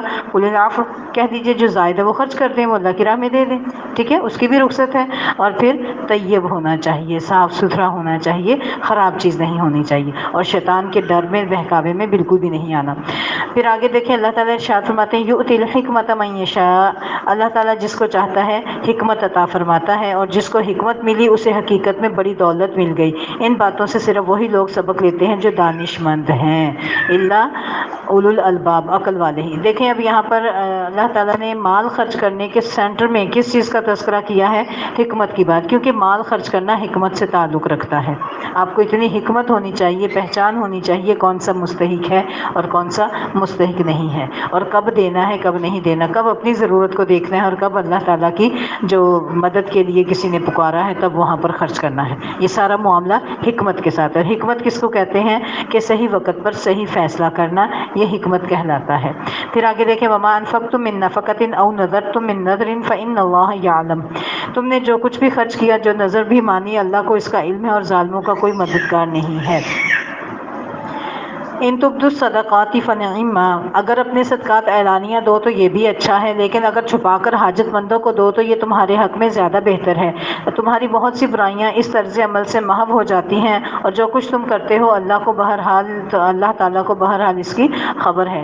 اے نبی صلی اللہ علیہ وسلم، اب دیکھیں یہاں پر کیا بتایا جا رہا ہے کہ صدقہ دونوں طریقوں سے دیا جا سکتا ہے، چھپا کر بھی اور اعلانیہ طور پر بھی. تو چھپا کر صدقہ دینا زیادہ افضل ہے. وہ حدیث میں آتا ہے نبی نے ارشاد فرمایا ہے کہ عرش کے سائے تلے 7 قسم کے لوگ ہوں گے، جن میں سے ایک وہ شخص ہوگا جو ایسے صدقہ دے گا ایک ہاتھ سے کہ بائیں ہاتھ کو پتہ بھی نہ ہوگا، دائیں ہاتھ سے دے تو بائیں کو پتہ نہ ہو۔ یہ ہیں 7 عرش کا سایہ پانے والے لوگ، خوش نصیب لوگ۔ اللہ تعالیٰ ہمیں بھی ان میں کر دے۔ اور اگر ظاہر کر کے دینا ہے، اس کے بارے میں تھوڑی سی مفسرین نے تھوڑی سی تخصیص وہ جو ہے نا وہ کر دی ہے، اس میں تھوڑا سا فرق کر دیا ہے کہ نفلی جو ہے اس کو چھپا کے دینا زیادہ افضل ہے، اور جو فرض ہے اس کو، جیسے فرض زکوٰۃ وغیرہ ہے، اس کو اعلانیہ دے تاکہ دوسروں کو ترغیب ہو کہ زکوٰۃ کو ادا کرنا چاہیے۔ ٹھیک ہے، یہ تھوڑا سا فرق بیان کر دیا گیا۔ پھر آگے اللہ تعالیٰ ارشاد فرماتے ہیں لیس علیک ہداہم، اے نبی صلی اللہ علیہ وسلم لوگوں کو ہدایت بخش دینے کی ذمہ داری تم پر نہیں ہے، ہدایت تو اللہ ہی جسے چاہتا ہے بخشتا ہے، اور راہ خیر میں جو مال تم لوگ خرچ کرتے ہو وہ تمہارے اپنے لیے بھلا ہے، آخر تم اسی لیے تو خرچ کرتے ہو کہ اللہ کی رضا حاصل ہو، تو جو کچھ مال تم راہ خیر میں خرچ کرو گے اس کا پورا اجر تمہیں دیا جائے گا، اور تمہاری ہر تلفی ہرگز نہیں ہوگی۔ خاص طور پر مدد کے مستحق وہ تنگ دست لوگ ہیں جو اللہ کے کام میں ایسے گھر گئے ہیں کہ اپنے ذاتی کسب کماش کے لیے زمین میں کوئی دوڑ دھوپ نہیں کر سکتے۔ ان کی خودداری دیکھ کر ناواقف آدمی گمان کرتا ہے کہ یہ خوشحال ہیں، تم ان کے چہروں سے ان کی اندرونی حالت پہچان سکتے ہو، مگر ایسے لوگ نہیں ہیں وہ کہ لوگوں کے پیچھے پڑ کر مانگے۔ لا یسألون الناس الحافا، الحاف کا مطلب کیا ہے؟ چمٹ چمٹ کر وہ لوگوں سے نہیں مانگیں گے، اور ان کی اعانت میں تم جو مال بھی خرچ کرو گے وہ اللہ سے پوشیدہ نہیں ہے۔ یہاں پر دیکھیں اب اللہ تعالیٰ نے تھوڑی سی وہ بیان کر دی ہے کہ جو اصل مستحق ہے نا وہ لوگوں سے سوال نہیں کرتے، وہ سفید پوش ہوتے ہیں، اور جن کو عادت پڑ جاتی ہے وہ ایک ایک دوسرے سے مانگتا پھرتا ہے۔ حدیث میں آتے ہیں نبی صلی اللہ علیہ وسلم نے ارشاد فرمایا ہے کہ مسکین وہ نہیں ہے کہ جو در کے جو ہے نا لوگوں کے در پہ جاتا ہے ایک ایک دو لقمے کے لیے دھکے کھاتا پھرتا ہے، اصل مسکین کون ہے کہ جو لوگوں سے سوال نہیں کرتا۔ ٹھیک ہے، ایک اور حدیث میں آتا ہے کہ سوال کرنے والا جس نے بلا وجہ سوال کیا اس کے قیامت کے دن اس کے چہرے پر گوشت نہیں ہوگا، اور جب وہ حاضر ہوگا تو گوشت سے خالی کیا رہ جائے گی؟ کھوپڑی خالی، ایسے اس کے چہرے پر ہوگا۔ ایک صحابی رسول بیان کرتے ہیں کہ میں نبی صلی اللہ علیہ وسلم کی خدمت میں آیا کہ میں کچھ، میری ماں نے مجھے بھیجا تھا کہ جاؤ ہم تنگ دست ہیں ان سے کچھ مال لے کر آؤ، تو کہتے ہیں ہمارے گھر میں کچھ جو ہے نا وہ ایک زرہ پڑی ہوئی تھی، کچھ پڑا تھا، نبی صلی اللہ علیہ وسلم سے میں نے سنا کہ جس کے پاس اتنے سا ہوں مال گھر میں موجود ہو تو وہ پھر مال مانگنے کے لیے، اس کے لیے مانگنا جو ہے وہ نہ بیجا مانگنا ہوگا، وہ لپٹ کر مانگنے والی کیفیت میں آ جائے گا، وہ مستحق نہیں ہوگا، تو وہ وہیں سے واپس چلے گئے تھے، انہوں نے پھر سوال بھی نہیں کیا تھا۔ ٹھیک ہے، تو یہ دیکھ لیں اصل چیز کیا ہے؟ تقویٰ ہے، اور سفید پوش لوگ جو ہیں وہ لوگوں سے بلا وجہ نہیں مانگتے۔ ہاں اللہ تعالیٰ نے ایمان والوں کو کہا، اسی لیے کہا نا حکمت جس کو دی جائے، حکمت کی آیت بیچ میں کیوں لائی گئی؟ وہ دیکھ کر پہچان جاتے ہیں کہ یہ لوگ سفید پوش ہیں، وہ اپنے مسلمان بھائی کی خود ہی مدد کرتے ہیں۔ ٹھیک ہے، پھر آگے دیکھیں اللہ تعالیٰ ارشاد فرماتے ہیں الذین ینفقون اموالہم باللیل، جو لوگ اپنے مال شب و روز کھلے چھپے خرچ کرتے ہیں ان کا اجر ان کے رب کے پاس ہے، ان کے لیے کسی خوف اور رنج کا کوئی مقام نہیں، مگر جو لوگ سود کھاتے ہیں۔ اب دیکھیں مال خرچ کرنے کے ساتھ ساتھ الٹا معاملہ کیا ہے؟ سود کا۔ کسی کے ساتھ کسی پر صدقہ خیرات کر دینا اس کی بڑی فضیلت ہے، اور اللہ تعالیٰ اس کے بدلے اس کو اتنا ہی دیں گے، بڑھا چڑھا کر اس سے زیادہ دیں گے۔ لیکن سود کیا ہے؟ سود دوسروں کے ساتھ جو ہے نا ان کے مال سے مزید ناجائز فائدہ اٹھانا، اور سود کا معاملہ ایسا ہے کہ جس سے مالدار ہوتا چلا جاتا ہے اور غریب تر ہوتا چلا جاتا ہے۔ ٹھیک ہے، تو اس لیے اللہ تعالیٰ نہیں چاہتے کہ مسلمان کا، کسی بھی انسان کا کوئی نقصان ہو۔ تو یہاں پر سود کے بارے میں بتایا جا رہا ہے کہ جو لوگ سود کھاتے ہیں ان کا حال اس شخص کا سا ہوتا ہے جسے شیطان نے چھو کر باولا کر دیا ہو۔ مثال کے ساتھ اللہ تعالیٰ نے یہ بات سمجھائی ہے کہ جیسے شیطان نے جس کو چھو کر مست کر دیا ہو۔ کبھی آپ نے دیکھے وہ مست آدمی لوگ جو ہیں وہ اللہ کی مخلوق ہے، اللہ نے بنائے ہیں، ان کو ہوش و حواس نہیں رہتا، منہ سے رال ٹپک رہی ہوتی ہے اور سر اور ہاتھ اور پاؤں ہل رہے ہوتے ہیں، ہے نا؟ تو اللہ تعالیٰ نے ارشاد فرمایا کہ ان کو اللہ تعالیٰ ایسے کر دیں گے جو سود کو کھاتے ہیں۔ اللہ تعالیٰ ہم سب کو بچائے۔ اور آپ کو معلوم ہے سورہ جو ہے وہ بنی اسرائیل، سورہ بقرہ ہے اور سورہ مدنی صورت ہے، اور یہاں پر یہودیوں کا راج تھا، یہودیوں یہودیوں نے سودی نظام کو بہت جو ہے نا اس کو پروموٹ کیا ہوا تھا، اور انہوں نے بہت سے لوگوں کو جو ہے نا سود کے ذریعے سے ان کے مال کو جو ہے ہتھیایا ہوا تھا۔ اللہ تعالیٰ نے اس چیز سے منع کر دیا کہ سود کا معاملہ جو ہے ختم کر دے۔ عرب میں یہ رواج تھا، خود نبی صلی اللہ علیہ وسلم کے چچا جو ہیں وہ بھی سود وغیرہ کا کام کیا کرتے تھے، کیونکہ وہ تب ان کے لیے اس میں کوئی ممانعت نہیں تھی، تو اللہ تعالیٰ نے اس سے منع کر دیا۔ جب تو نبی صلی اللہ علیہ وسلم نے کہا کہ سب سے پہلے میں اپنے چچا کا سود معاف کرتا ہوں، کہ جن سے انہوں نے لینا ہے وہ میں سارا معاف کرتا ہوں، ٹھیک ہے، خود عملی نمونہ پیش کیا تھا انہوں نے۔ تو اللہ تعالیٰ نے ارشاد فرمایا جو سود کا کاروبار کرتے ہیں، لین دین کرتے ہیں، وہ ایسے ہیں جیسے کہ شیطان نے چھو کر اس کو بابلا کر دیا۔ ذالک بانہم قالوا انما البیع مثل الربا، اس حالت میں ان کے مبتلا ہونے کی وجہ یہ ہے کہ وہ کہتے ہیں تجارت بھی تو ایک آخر سود ہی جیسی چیز ہے، یعنی کہ انہوں نے تجارت اور سود کو ایک کہہ دیا، حالانکہ تجارت کیا ہے؟ اللہ نے تجارت کو حلال کیا، سود کو حرام، لہٰذا جس شخص کو اس کے رب کی طرف سے یہ نصیحت پہنچے اور آئندہ کے لیے وہ سود خالی سے باز آ جائے، تو جو کچھ وہ پہلے کھا چکا سو کھا چکا، اس کا معاملہ اللہ کے حوالے، یعنی کہ حکم آنے سے پہلے جو سود کا معاملہ ہو گیا، اب اس کا معاملہ کس کے پاس ہے؟ اللہ کے پاس ہے، ٹھیک ہے۔ لیکن جو اس کے حکم کے آنے کے بعد پھر اس حرکت کا اعادہ کرے وہ جہنمی ہے، جہاں وہ ہمیشہ رہے گا۔ اللہ سود کو مٹاتا ہے اور صدقات کو نشو و نما دیتا ہے۔ یہ تو اپنے لیے اصول لکھ لینا کہ یمحق اللہ الربا ویربی الصدقات۔ بڑے لوگ آتے ہیں، اچھا یہ تو سود نہیں، یہ تو سود نہیں، یاد رکھیں سود کی قسم جو ہے کیا ہے کہ بلا وجہ مفت میں مال کو کھاتے جانا، لوگوں کے مال کو بغیر کسی محنت کے آپ کو مل جائے تو یہ کیا کہلا دے گا؟ سود کہلا دے گا، ٹھیک ہے۔ اس کے آگے مزید کئی قسمیں ہیں تو وہ پڑھنے کی اور سننے کی ابھی اس کی ضرورت نہیں ہے، اتنا ہی سمجھے کہ سود کو اللہ نے حرام قرار دیا ہے، اور اللہ تعالیٰ جو ہے وہ کیا کرتے ہیں؟ اللہ تعالیٰ بالکل پسند نہیں کرتے نہ شکرے کو، بد عمل انسان کو۔ تو یہاں ہم نے کیا کرنا ہے؟ کفار اثیم، دو لفظ ہیں کہ نہ شکرہ نہیں بننا اور گناہ گار نہیں بننا۔ تو کب نہ شکرہ ہوگا؟ جب اللہ نے تجارت کا معاملہ دے دیا تو انسان تجارت کے ذریعے اپنے مال کو اللہ کی راہ میں خرچ کرے، اس کو بڑھائے اور سود کے معاملے کو ختم کر دے، ٹھیک ہے۔ ناجائز لوگوں کے مال کو نہیں ہتھیانا چاہیے۔ پھر دیکھیں اللہ تعالیٰ ارشاد فرماتے ہیں ایمان والوں سے، ان الذین آمنوا، اے لوگوں جو ایمان لائے ہو اللہ سے ڈرو، اور جو کچھ تمہارا سود لوگوں پر باقی رہ گیا ہے اسے چھوڑ دو، اگر واقعی تم ایمان والے ہو۔ اگر تم نے ایسا نہ کیا تو آگاہ ہو جاؤ اللہ اور اس کے رسول کی طرف سے تمہارے خلاف اعلان جنگ ہے۔ اب بھی توبہ کر لو اور سود چھوڑ دو تو اپنا اصل سرمایہ لینے کے تم حقدار ہو، نہ تم ظلم کرو نہ تم پر ظلم کیا جائے۔ اب یہاں دیکھیں سود کا نظام ختم کیا کہ سود کو چھوڑ کر کیا کرو؟ تجارت کو اختیار کرو۔ سود کو اللہ تعالیٰ بڑھاتا نہیں، تجارت کو بڑھاتا ہے، تو اس لیے پھر اس معاملے کے ساتھ اگر ایسا نہیں کرو گے، سود کو نہیں چھوڑو گے، تو گویا تم نے اللہ کے ساتھ جنگ کی۔ بھلا کسی کے اندر مجال ہے اللہ کے ساتھ جنگ کرنے کی؟ اللہ تو آنن فانن چاہے کن کہہ کر سب کچھ تباہ و برباد کرنے پر قادر ہے۔ یہ نظام سارا ایک لمحے میں کن اللہ نے کہنا ہے تو سب ختم ہو جانا ہے، اور یہ زمین اور آسمان قیامت کے دن اللہ کی قبضے میں مٹھی میں ہوں گے۔ ہم کہاں رہتے ہیں؟ اسی میں تو رہتے ہیں، پھر ہماری کیا مجال کہ ہم اللہ سے جنگ کر سکیں؟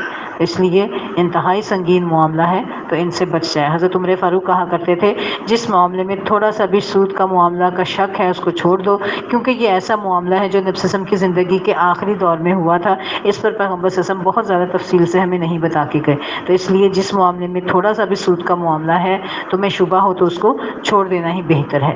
پھر آگے اللہ تعالیٰ ارشاد فرماتے ہیں کہ سود کا معاملہ جب ختم ہوگا تو پھر لوگ تنگ دست ہوں گے تو ان کو قرض وغیرہ دیا جائے، تو قرض کا حکم بیان ہو رہا ہے یہاں پر۔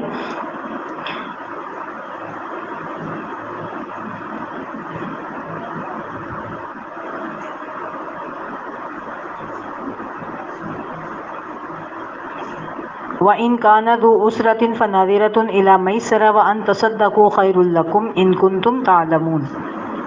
تمہارا قرض دار تنگ دست ہو تو ہاتھ کھلنے تک اسے مہلت دو، اور جو صدقہ تم کرو گے وہ تمہارے لیے زیادہ بہتر ہے اگر تم سمجھو۔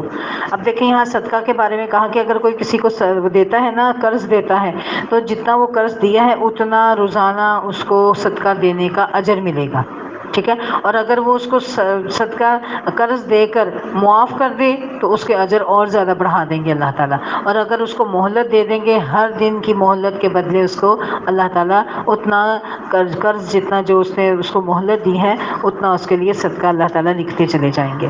تو یہ ہے اللہ تعالیٰ کی قدرت، رحمت، دین کی آسانی، خوبصورتی۔ واتقوا یوما، اور اس دن سے ڈر جاؤ، اس دن کی رسوائی اور مصیبت سے بچو جب کہ تم اللہ کی طرف واپس ہو جاؤ گے۔ وہاں ہر شخص کو اس کی کمائی ہوئی نیکی یا بدی کا پورا پورا بدلہ دیا جائے گا، اور وہ کسی پر ظلم نہیں ہوگا اور نہ کوئی ظلم کیا جائے گا۔ اب دیکھیں اگلی جو آیت آ رہی ہے، اس آیت کا نام ہے آیت دین۔ یہ قرآن پاک کی سب سے بڑی آیت ہے۔ ایک آپ نے کیا پڑھا تھا؟ قرآن پاک کی سب سے عظیم آیت، اور یہ قرآن پاک کی سب سے بڑی آیت، یعنی کہ الفاظ کے اعتبار سے، لمبی ہونے کے اعتبار سے سب سے بڑی آیت آیت دین ہے۔ دین قرض کو کہتے ہیں۔ اس میں قرض کا معاملہ جو لینا دینا ہے کس طریقے سے کرنا ہے، اللہ نے ہمیں وہ بھی اصول بیان کر دیے۔ اللہ تعالیٰ ارشاد فرماتے ہیں، یا ایھا الذین آمنوا اذا تداینتم بدین الی اجل مسمی فاکتبوہ، اے لوگو جو ایمان لائے ہو، جب کسی مقرر مدت کے لیے تم آپس میں قرض کا لین دین کرو تو اسے لکھ لیا کرو۔ فریقین کے درمیان انصاف کے ساتھ ایک شخص دستاویز تحریر کرے جسے اللہ نے لکھنے پڑھنے کی ہمت بخشی ہے، قابلیت بخشی ہے، وہ اسے لکھنے سے انکار نہ کرنا چاہیے، اور وہ لکھے اور املا وہ شخص کرائے جس پر حق آتا ہے، یعنی قرض لینے والا، اور اسے اللہ اپنے رب سے ڈرنا چاہیے کہ جو معاملہ طے ہوا ہو اس میں کوئی کمی بیشی نہ کرے۔ لیکن اگر قرض لینے والا خود نادان یا ضعیف ہو یا املا نہ کرا سکتا ہو تو اس کا ولی انصاف کے ساتھ املا کرائے، پھر اپنے مردوں میں سے 2 آدمیوں کی اس پر گواہی کر لو، اور اگر 2 مرد نہ ہوں تو 1 مرد اور 2 عورتیں ہوں، تاکہ ایک بھول جائے تو دوسری اسے یاد دلا دے۔ یہ گواہ ایسے لوگوں میں سے ہونے چاہیے جن کی گواہی تمہارے درمیان مقبول ہو۔ لوگ گواہوں کو جب گواہ کے لیے بلایا جائے تو انہیں انکار نہ کرنا چاہیے، معاملہ خواہ چھوٹا ہو یا بڑا ہو، میعاد کی تعین کے ساتھ اس کی دستاویز لکھوانے میں تساہل نہ کرو۔ اللہ کے نزدیک یہ طریقہ تمہارے لیے زیادہ مبنی بر انصاف ہے، اس سے شہادت قائم ہونے میں زیادہ سہولت ہوتی ہے اور تمہارے شکوک و شبہات میں مبتلا ہونے کا امکان کم رہ جاتا ہے۔ ہاں، جو تجارتی لین دین دست بدست تم لوگ آپس میں کرتے ہو اس کو نہ لکھا جائے تو کوئی حرج نہیں، مگر تجارتی معاملے طے کرتے وقت گواہ کر لیا کرو، کاتب اور گواہ کو ستایا نہ جائے۔ ایسا کرو گے تو گناہ کا ارتکاب کرو گے۔ اللہ کے غضب سے بچو، واتقوا اللہ، اللہ کے غضب سے بچو، اور وہ تم کو صحیح طریقے عمل کی تعلیم دیتا ہے اور اسے ہر چیز کا علم ہے۔ اب یہ دیکھیں یہاں پر اللہ تعالیٰ نے لین دین کے معاملے میں کیا کہا کہ اس کو لکھ لیا جائے، اگر معاملہ چاہے چھوٹا ہو یا بڑا ہو، کیونکہ بعض اوقات لے کر دے کر انسان بھول جاتا ہے، تو اس لیے لین دین معاملے کو لکھ لیا جائے، چاہے آپ کے گھر کے اپنے ہی لوگوں کے ساتھ معاملہ ہے۔ اگر ہاتھوں ہاتھ معاملہ ہے تو چلے اس ہاتھ لیا اس ہاتھ دیا تو نہ لکھا جائے تو خیر ہے، لیکن اگر قرض کا معاملہ ہے تو مدت بھی لکھ لی جائے کہ بھی انہوں نے اتنی مدت کے لیے لیا ہے، ٹھیک ہے، اور ساتھ میں پیسے بھی لکھ لیے جائیں، ٹھیک ہے، تاکہ وقت پر ان سے مطالبہ کر لیا جائے، اور کیا پتہ جس نے لیا وہ بھول جائے، کیا پتہ آپ بھول جائیں، ہو سکتا ہے آپ لے کر بھول جائیں، اور جب لے لیا جائے گواہ بنا لیے جائیں اور ان کو پھر لکھ دیا جائے کہ یہ ادا ہو چکا ہے، ٹھیک ہے۔ تو یہ اللہ تعالیٰ کیا کہتے ہیں، یہ انصاف پر مبنی بات ہے۔ پھر آگے اللہ تعالیٰ ارشاد فرماتے ہیں وَإِن كُنتُمْ عَلَىٰ سَفَرٍ، کہ اگر تم میں سے کوئی شخص سفر میں ہو، اگر تم سفر کی حالت میں ہو اور دستاویز لکھنے کے لیے کوئی کاتب نہ ملے تو رہن جو ہے وہ رہن سے معاملہ کر لو۔ رہن کس کو کہتے ہیں؟ قبضہ میں دی ہوئی چیز، ٹھیک ہے۔ آپ کو معلوم ہے نبی صلی اللہ علیہ وسلم نے بھی اپنی زرہ رہن رکھوا کر گھر والوں کے لیے جو وغیرہ لیے تھے، تو رہن کر رکھنا، گروی رکھنا، کوئی چیز گروی رکھ کے کسی کے پاس مال نہیں، پیسہ نہیں، وہ قرض کیسے دے تو وہ کہے کہ اچھا آپ ایسا کریں کہ یہ میرا سونا رکھ لیں یا میری یہ فلاں چیز قیمتی ہے یہ رکھ لیں، اس کے عوض میں مجھے اتنی چیز دے دیں۔ اب جب وہ چیز اس کو واپس لا کر دے گا تو اس کے بعد پھر کیا ہو جائے گا، وہ اس کو واپس دے دی جائے گی۔ پھر آگے اللہ تعالیٰ ارشاد فرماتے ہیں للہ ما فی السماوات، اس سے پہلے شہادت کو چھپانے کا حکم ہے کہ اگر تم میں سے کوئی شخص دوسرے پر بھروسہ کر کے اس کے ساتھ کوئی معاملہ کرے تو جس پر بھروسہ کیا گیا اسے چاہیے کہ امانت ادا کرے اور اللہ اپنے رب سے ڈرے اور شہادت کو ہرگز نہ چھپائے۔ جو شہادت چھپاتا ہے اس کا دل گناہ میں آلودہ ہے اور اللہ تمہارے اعمال سے بے خبر نہیں ہے، ٹھیک ہے۔ تو گواہی کو چھپانا کس چیز کا عمل ہے؟ دل کا عمل ہے، تو دل گناہ گار ہو جاتا ہے جو شہادت کو چھپاتے ہیں، اور یہ سب سے بڑی جو ہے نا کبیرہ گناہوں میں سے ایک گناہ ہے، جھوٹ بولنا، جھوٹی گواہی دینا یا گواہی کو چھپانا، یہ سارے جرم کے کون سے جرم ہیں؟ کبیرہ گناہ سارے، ٹھیک ہے، ان سے بچنا چاہیے، اللہ تعالیٰ ہم سب کو اس سے محفوظ کرے۔ آگے جو ہے رکوع شروع ہو رہا ہے، للہ ما فی السماوات و ما فی الارض، سورہ بقرہ کا آخری رکوع ہے کہ آسمان اور زمین میں جو کچھ ہے سب اللہ کا ہے، تم اپنے دل کی باتیں خواہ ظاہر کرو خواہ چھپاؤ، اللہ ہر حال ان کا حساب تم سے لے گا، پھر اسے اختیار ہے جسے چاہے معاف کر دے جسے چاہے سزا دے، اب وہ ہر چیز پر قدرت رکھتا ہے۔ جب یہ آیت نازل ہوئی نا، صحابہ کرام بڑے پریشان ہوئے کہ اس آیت میں کیا ہے کہ ان تبدو ما فی انفسکم او تخفوہ یحاسبکم بہ اللہ، کہ تم چھپاؤ یا تم ظاہر کرو، اللہ تعالیٰ تمہارے دلوں میں آنے والے وسوسوں پر مواخذہ کرے گا۔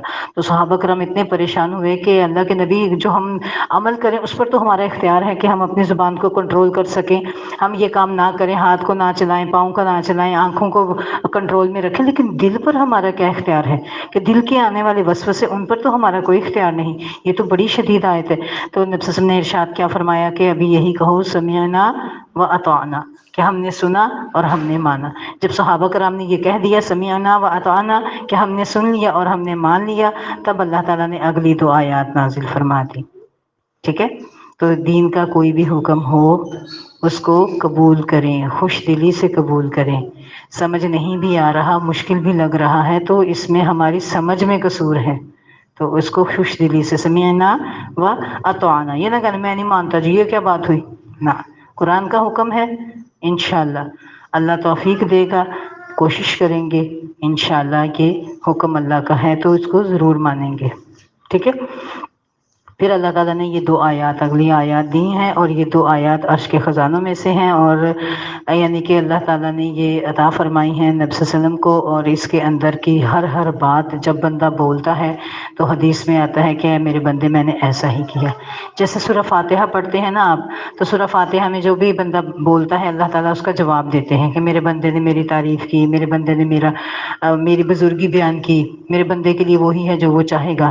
ٹھیک ہے، اور اس کے بعد پھر یہ جو ہے نا آخری دو آیات کہ جو بھی وہ مانگے گا نا، جب بندہ کہتا ہے نا اللہ مجھے معاف کر دے، مجھے یہ دے دے، مجھے وہ دے دے، تو اللہ تعالیٰ کہتے ہیں میرے بندے میں نے ایسا ہی کیا، جیسے تو نے کہا میں نے ویسا ہی کیا۔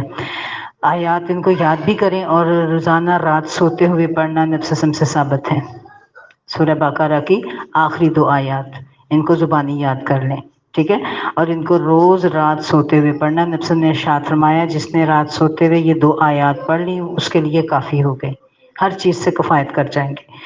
آمن الرسول بما انزل الیہ من ربہ والمؤمنون، رسول اس ہدایت پر ایمان لایا جو اس کے رب کی طرف سے اس پر نازل ہوئی، اور جو لوگ اس رسول کے ماننے والے ہیں انہوں نے بھی اس ہدایت کو دل سے تسلیم کر لیا۔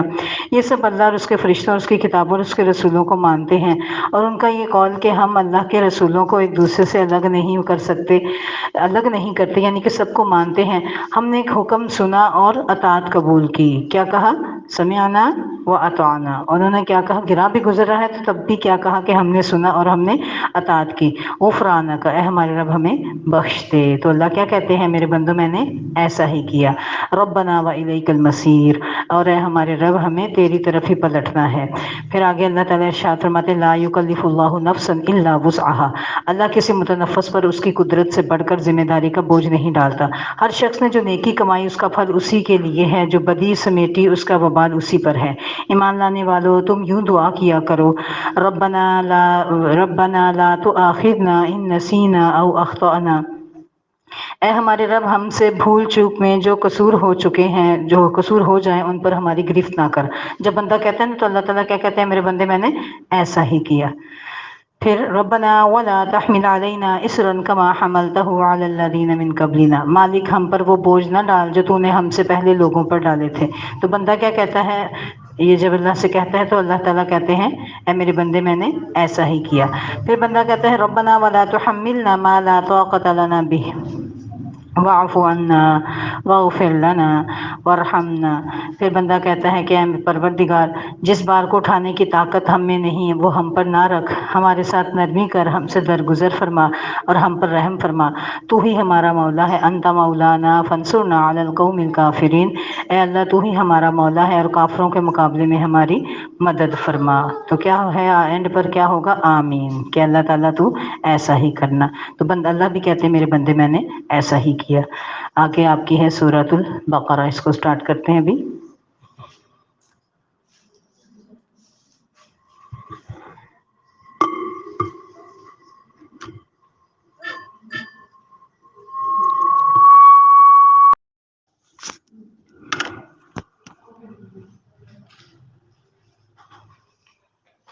سورہ آل عمران۔ بسم اللہ الرحمن الرحیم۔ شروع اللہ کے نام سے جو بے انتہا مہربان اور رحم فرمانے والا ہے۔ الف لام میم حروف مقطعات۔ اللہ لا الہ الا هو الحی القیوم۔ اللہ وہ زندہ و جاوید ہستی ہے جو نظام کائنات کو سنبھالے ہوئے ہے، حقیقت میں اس کے سوا کوئی خدا نہیں ہے۔ یہ سورہ آل عمران جو ہے بہت ہی اہمیت کی حامل ہے، اور جیسے سورہ بقرہ جو ہے وہ تھی بڑی ہے اہمیت کے حامل، اس کو روزانہ پڑھنے کی فضیلت ہے۔ اپنے گھر میں پڑھا کریں۔ نبی نے ارشاد فرمایا تھا کہ اپنے گھروں کو قبرستان نہ بناؤ اور ان میں سورہ بقرہ پڑھا کرو۔ اسی طرح سورہ آل عمران، اس کی بھی بہت فضیلت ہے۔ حدیث میں ہے ذہروائن کا لفظ آیا ہے کہ 2 سایہ کرنے والی صورتیں، قیامت کے دن بادلوں کے سائے کی صورت میں یہ 2 صورتیں ہوں گی، ایک سورہ آل عمران اور ایک سورہ البقرہ۔ ٹھیک ہے، تو ان کے مضامین بھی آپ کو ملتے ہوئے محسوس ہوں گے۔ شروع آغاز بھی دیکھیں ان کا ملتا ہوا ہے، اینڈ بھی تقریباً ملتا ہوا ہے۔ آغاز سورہ بقرہ کا بھی الف لام میم سے ہوا اور سورہ آل عمران کا بھی، ٹھیک ہے۔ اس میں آیت الکرسی ہے، اس میں بھی اللہ تعالیٰ کا اسم اعظم ہے۔ الحی القیوم جو ہے یہ اللہ تعالیٰ کے اسم اعظم ہے، اور جب اللہ تعالیٰ کے اسم اعظم سے دعا کی جاتی ہے تو اللہ تعالیٰ دعا رد نہیں کرتے، ٹھیک ہے، یہ بات یاد رکھیں، اور اللہ تعالیٰ سے دعا ہمیشہ اللہ کے اسم اعظم سے مانگا کریں۔ پھر آگے اللہ تعالیٰ ارشاد فرماتے ہیں، اے نبی صلی اللہ علیہ وسلم نزل علیک الکتاب بالحق مصدقا لما بین یدیہ، اس نے تم پر یہ کتاب نازل کی جو حق لے کر آئی ہے اور ان کتابوں کی تصدیق کر رہی ہے جو پہلے سے آئی ہوئی تھی۔ اس سے پہلے وہ انسانوں کی ہدایت کے لیے تورات اور انجیل نازل کر چکا ہے، اور وہ اس نے وہ کسوٹی اتاری ہے جو بحق اور باطل کے فرق کو دکھانے والی ہے۔ اب جو لوگ اللہ کے فرامین کو قبول کرنے سے انکار کریں ان کو یقیناً سخت سزا ملے گی۔ اللہ بے پناہ طاقت کا مالک ہے اور برائی کا بدلہ دینے والا ہے۔ بے شک اللہ تعالیٰ سے کوئی بھی آسمان اور زمین کی چیز پوشیدہ نہیں، وہی تو ہے جو تمہاری ماؤں کے پیٹ میں تمہاری صورتیں جیسی بناتا ہے، جیسی چاہتا ہے ویسی بناتا ہے، اس زبردست حکمت والے کے سوا کوئی اور خدا نہیں ہے۔ ابھی دیکھیں اللہ تعالیٰ کی تعریفات ہو رہی ہیں، اللہ تعالیٰ کی کاریگریاں بیان ہو رہی ہیں۔ اللہ تعالیٰ نے انسان کے لیے، اس کی ہدایت کے لیے آسمان سے شریعتیں نازل کی۔ پہلے تورات، انجیل، زبور وغیرہ اتر چکی صحیفے، اور آخری کتاب کون سی ہے؟ قرآن پاک۔ تورات کن پر نازل ہوئی تھی؟ موسیٰ علیہ السلام پر۔ زبور کن پر نازل ہوئی؟ داؤد علیہ السلام پر۔ انجیل کن پر نازل ہوئی تھی؟ عیسیٰ علیہ السلام پر، ٹھیک ہے، اور قرآن نبی صلی اللہ علیہ وسلم پر۔ اور یہ اب ایسی کتاب ہے جس پر ایمان لانا ہم سب کے لیے لازم ہے، چاہے اس طور کا کوئی یہودی ہے، چاہے عیسائی ہے، چاہے ہندو ہے، کوئی بھی عقیدہ رکھنے والا ہے، سب پر فرض ہے، لازم ہے۔ ہم سب کس کے امتی ہیں؟ محمد صلی اللہ علیہ وسلم کے امتی ہیں، تو ہم سب کا نبی صلی اللہ علیہ وسلم پر ایمان لانا لازم ہے۔ پھر آگے اللہ تعالیٰ نے ہی انسان کو پیدا کیا تو پھر عبادت بھی اسی ہی کی کرنی ہے۔ دیکھیں کس طریقے سے ماں کے پیٹ میں انسان جو ہے وہ تخلیق پاتا ہے، کسی ماں کو بھی نہیں پتا میرے پیٹ میں کیا کیا تبدیلیاں ہو رہی ہیں، تو اللہ تعالیٰ نے اسی بات کی جو ہے نا بندے کو جو ہے احساس دلایا ہے کہ وہی پیدا کرنے والا ہے تمہیں ماں کے پیٹوں میں، رحموں میں، تو پھر اس کے علاوہ کسی اور کو پوجنا بھی نہیں ہے۔ والذی، وہی اللہ ہے جس نے انزل علیک الکتاب، جس نے تم پر کتاب نازل کی۔ اس کتاب میں 2 قسم کی آیات ہیں، ایک محکمات ہیں جو کتاب کی اصل بنیاد ہیں، اور دوسری متشابہات ہیں۔ جن لوگوں کے دلوں میں ٹیڑھ ہے وہ فتنے کی تلاش میں ہمیشہ متشابہات ہی کے پیچھے پڑے رہتے ہیں اور ان کو معنی پہنانے کی کوشش کیا کرتے ہیں، حالانکہ ان کا حقیقی مفہوم اللہ کے سوا کوئی نہیں جانتا، بخلاف اس کے جو لوگ علم میں پختہ کار ہیں۔ والراسخون فی العلم، وہ لوگ جو علم میں پختہ کار ہیں وہ کہتے ہیں ہمارا ان پر ایمان ہے، یہ سب ہمارے رب ہی کی طرف سے ہے، اور سچ یہ ہے کہ کسی چیز سے صحیح سبق صرف دانشمند لوگ ہی حاصل کرتے ہیں، اور وہ اللہ تعالیٰ سے دعا کرتے رہتے ہیں۔ اس دعا کو آپ لوگوں نے یاد کر لینا ہے۔ اب اس آیت میں دیکھیں آیات کی 2 اقسام بتائی ہیں، ایک ہے آیت محکم اور ایک ہے متشابہات۔ آیات محکمات سے وہ مراد ہیں جن کی زبان بالکل صاف اور جن کا مفہوم بالکل آسان ہوتا ہے، سمجھ آنے والا ہوتا ہے، اس میں احکامات آتے ہیں، نماز، روزہ وغیرہ جو ہے، عبادات وغیرہ سارے اس میں آ جاتے ہیں۔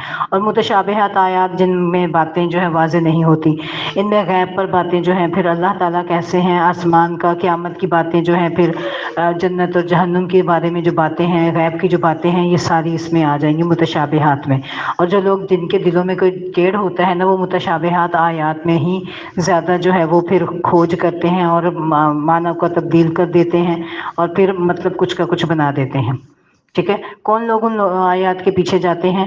جن کے دلوں میں ٹیڑھ ہوتا ہے، اور جو پختہ ایمان والے ہیں ان کو پتہ ہے، وہ ان محکمات آیات اور متشابہات آیات کو محکم آیات کے تابع اختیار کرتے ہیں، اس کے مطابق وہ اس پر عمل کرتے ہیں، ٹھیک ہے۔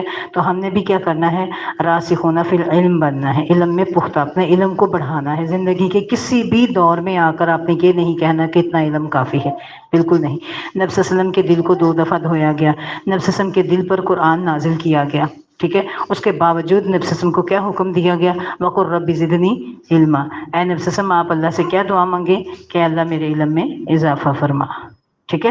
تو اس لیے آپ نے بھی علم لینے میں کوئی کسی قسم کا بھی جو ہے نا ہیزیٹیشن اپنے اندر نہیں لے کے، یعنی کہ اب عمر یہ ہو گئی، اب یہ معاملہ ہو گیا، بلکہ خوش دلی سے اس کو قبول کرتے چلے جانا ہے، تاکہ راسخون فی العلم بن جائے، علم میں پختہ ہو جائے۔ اب علم میں جو پختہ ہیں وہ کیا کرتے ہیں، اللہ سے دعا مانگتے ہیں، تو یہ دعا آپ سب نے بھی یاد کرنی ہے۔ ربنا لا تزغ قلوبنا بعد اذ هديتنا وهب لنا من لدنك رحمة انك انت الوهاب، یہ ہم روز پڑھتے ہیں نا، کب؟ جب ہم کلاس اینڈ کرتے ہیں تب یہ دعا مانگتے ہیں، کیونکہ قرآن پڑھنے کے بعد دعائیں قبول ہوتی ہیں، تو اس لیے ضرور دعا مانگا کرے، اور خاص طور پر ہدایت کی دعا کہ اللہ دل ٹیڑھے نہ ہو جائیں، کیونکہ دل ٹیڑھے ہو گئے تو سارا محنتیں کوششیں سب ضائع ہو جائیں گی۔ کیا ہمارے رب پختہ کار علم والے لوگ کیا کرتے ہیں، دانش مند لوگ اللہ سے دعا کرتے ہیں، پروردگار جب تو نے ہمیں سیدھا رستے پر لگا چکا ہے تو پھر ہمیں کہیں ہمارے دلوں کو کجی میں مبتلا نہ کرنا، ہمیں اپنے خزانہ فیض سے رحمت عطا کر، تو ہی فیاض حقیقی ہے پروردگار، تو یقیناً سب لوگوں کو ایک روز جمع کرنے والا ہے جس کے آنے میں کوئی شبہ نہیں، تو ہرگز اپنے وعدے سے ٹلنے والا نہیں۔ جن لوگوں نے کفر کا رویہ اختیار کیا، انہیں اللہ کے مقابلے میں نہ ان کا مال کچھ کام دے گا نہ اولاد، وہ دوزخ کے ایندھن بن کر رہیں گے، اللہ تعالی ہمیں اس سے محفوظ رکھے۔ ان کا انجام ویسا ہوگا جیسا فرعون کے ساتھی اور ان سے پہلے کے نافرمانوں کا ہو چکا، کہ انہوں نے آیات الہی کو جھٹلایا، نتیجہ یہ ہوا کہ اللہ نے ان کے گناہوں پر انہیں پکڑ لیا، اور حق یہ ہے کہ اللہ سخت سزا دینے والا ہے۔ بس اے نبی صلی اللہ علیہ وسلم، جن لوگوں نے تمہاری دعوت کو قبول کرنے سے انکار کر دیا، ان سے کہہ دو قریب ہے وہ وقت جب تم مغلوب ہو جاؤ گے اور جہنم کی طرف ہانکے جاؤ گے، اور جہنم ہی برا ٹھکانہ ہے۔ تو نام ماننے والوں کا ٹھکانہ کیا ہے؟ جہنم۔ پھر دیکھیں تمہارے لیے ان 2 گروہوں میں ایک نشان عبرت ہے، قد کان لکم آیۃ فی فئتین التقطا، جو بدر میں ایک دوسرے کے سامنے نبرد آزما ہوئے تھے۔ ایک گروہ اللہ کی راہ میں لڑ رہا تھا، کون سا گروہ؟ مسلمان، ٹھیک ہے، اور دوسرا کافر تھا۔ دیکھنے والے بچشمے سر دیکھ رہے تھے کہ کافر گروہ مومن گروہ سے 2 چند ہے، مگر نتیجے نے ثابت کر دیا کہ اللہ اپنی فتح و نصرت سے جس کو چاہتا ہے مدد دیتا ہے۔ دیدہ و بینا رکھنے والوں کے لیے اس میں بڑا سبق پوشیدہ ہے۔ اب دیکھیں یہاں پر جو بھی ہم کام کریں اس کا طریقہ بھی ٹھیک ہونا چاہیے۔ یہاں پر اللہ تعالیٰ نے ارشاد فرما دیا 2 گروہوں کے بارے میں، دونوں لڑ رہے ہیں، دونوں کام کر رہے ہیں، دونوں اپنا مال بھی خرچ کر رہے ہیں، اپنا وقت بھی خرچ کر رہے ہیں، اپنی طاقتیں خرچ کر رہے ہیں، اپنی جان کو بھی حاضر کر رہے ہیں، لیکن دونوں کا طریقے میں فرق ہے۔ ایک اللہ کی رضا کے لیے ہے، اللہ کی دین کی سربلندی کے لیے، اور دوسرے اللہ کے دین کے نقصان کے لیے، اس کو ختم کرنے کے لیے۔ تو پھر کتنا ضروری ہے کہ ہمیں اپنا تعین سیدھا کر لینا چاہیے، اپنا طریقہ درست کر لینا چاہیے۔ کھانا تو ہے نا، سونا بھی ہے، تو اگر طریقہ درست ہو جائے تو وہی عبادات بن جائے، اگر وہی طریقے ہمارے سنت کے مطابق ہو جائیں تو وہ ہماری عبادات بن جائیں، اور ویسے اگر کریں گے تو کافروں کے مشابہت کے ساتھ، تو پھر دیکھ لیں، پھر جو جس کی مشابہت اختیار کرے گا وہ اس میں سے اٹھایا جائے گا۔ تو کوشش کیا کریں نبی صلی اللہ علیہ وسلم کی سنتوں کو اپنایا کریں، ٹھیک ہے۔ اب یہاں پر بدر کا واقعہ بیان کیا جا رہا ہے کہ کس طریقے سے جو بدر میں 313 مسلمان تھے، بہت تھوڑے تھے، تو اللہ تعالیٰ نے کامل ایمان کی وجہ سے ان کو غالب کر دیا تھا، اور کافر تعداد میں زیادہ تھے لیکن وہ غرور کا میں مبتلا تھے، اور ان کو بڑی زیادہ یہ اطراحٹ تھی کہ ہم بہت زیادہ ہیں، ہمارے پاس مال بھی زیادہ ہے، تعداد بھی، تو اللہ تعالیٰ نے ان کو ان کے غرور میں تباہ و برباد کر دیا۔ پھر آگے اللہ تعالیٰ نے ارشاد فرمایا کہ لوگوں تمہارے لیے مرغوب چیزیں ہیں، تو یہ دیکھیں امتحان ہے، کتنا سخت امتحان ہے، ٹیسٹ ہے۔ زُيِّنَ لِلنَّاسِ حُبُّ الشَّهَوَاتِ مِنَ النِّسَاءِ، لوگوں کے لیے مرغوبات نفس، عورتیں، اولاد، سونے چاندی کے ڈھیر، اور چیدہ گھوڑے، مویشی، زرعی زمینیں بڑی خوش آئند بنا دی گئی ہیں، مگر یہ سب دنیا کی چند روزہ زندگی کے سامان ہیں، حقیقت میں جو بہتر ٹھکانہ ہے وہ تو اللہ کے پاس ہے۔ کہو میں تمہیں بتاؤں کہ ان سے زیادہ اچھی چیز کیا ہے؟ جو لوگ تقویٰ کی روش کو اختیار کریں ان کے لیے ان کے رب کے پاس باغ ہوں گے جن کے نیچے نہریں بہتی ہوں گی وہ وہاں انہیں ہمیشگی کی زندگی حاصل ہوگی، پاکیزہ بیویاں ان کی رفیق ہوں گی اور اللہ کی رضا سے وہ سرفراز ہوں گے۔ اللہ اپنے بندوں کے رویے پر گہری نظر رکھتا ہے۔ اب یہاں پر دیکھ لیں اللہ تعالیٰ نے ارشاد فرمایا کہ انسان کی جو ہے نا وہ امتحان ہونا ہے۔ یہ مرغوب چیزیں اللہ نے بنا دی ہیں، کپڑوں میں، عورتوں میں، بیٹوں میں، گھر خزانے جو ہیں سونے چاندی کے جو ڈھیر ہیں، پھر مویشی جو ہیں، پھر انعام چوپائی جو ہیں، اور اسی طرح کھیتیاں جو ہیں، اس میں اللہ نے اٹریکشن رکھ دی ہے۔ تو اب ہم بچیں کیسے؟ عمر فاروق بھی کہا کرتے تھے اللہ جب تو نے اس میں اب ایک کشش رکھ دی ہے تو ہم کیسے بچ سکتے ہیں؟ تو اب یہ دیکھیں دنیا کا مال و متاع ہے، اس سے فائدہ حاصل کرنا ہے، دنیا کا فائدہ حاصل کرنا ہے دنیا میں رہنے کے لیے، لیکن دنیا کو اپنے دل میں نہیں گھر کر دینا۔ اس کی مثال ایک مفہوم بیان کروں گی کہ ایسے ہے جیسے ایک کشتی ہے، کشتی دریا پر چل رہی ہے، وہ کشتی کیا ہے؟ وہ انسان کی یعنی کہ زندگی ہے، ٹھیک ہے، اور نیچے جو دریا پانی ہے سارا وہ دنیا ہے، کہ آپ گویا وہ کشتی اس دنیا کے اوپر چلا رہے ہیں۔ اگر وہ پانی نیچے رہے گا تو آپ کی کشتی سروائیو کرے گی، آپ چلتے پھرتے رہیں گے، اور اگر وہ پانی بیچ میں آ جائے گا کشتی کے تو کیا ہوگا؟ ڈوب جائیں گے نا۔ اسی طرح دنیا سے فائدہ تو حاصل کرنا ہے لیکن دنیا میں ڈوبنا نہیں ہے، کہ دنیا کو دل کے اندر اتنا غرق نہیں کرنا کہ نہ نماز، نہ روزہ، نہ قرآن، سب کچھ ہم بھول جائیں۔ اب کیا کریں جی، بچے ہیں کیا کریں؟ میں نے یہاں تک لوگوں کو کہتے سنا کہ ہاں بھائی یہ چھوٹی بچی میری نواسی ہے تو یہی میری نماز ہے، یہی میرا روزہ، یہی میرا سب کچھ۔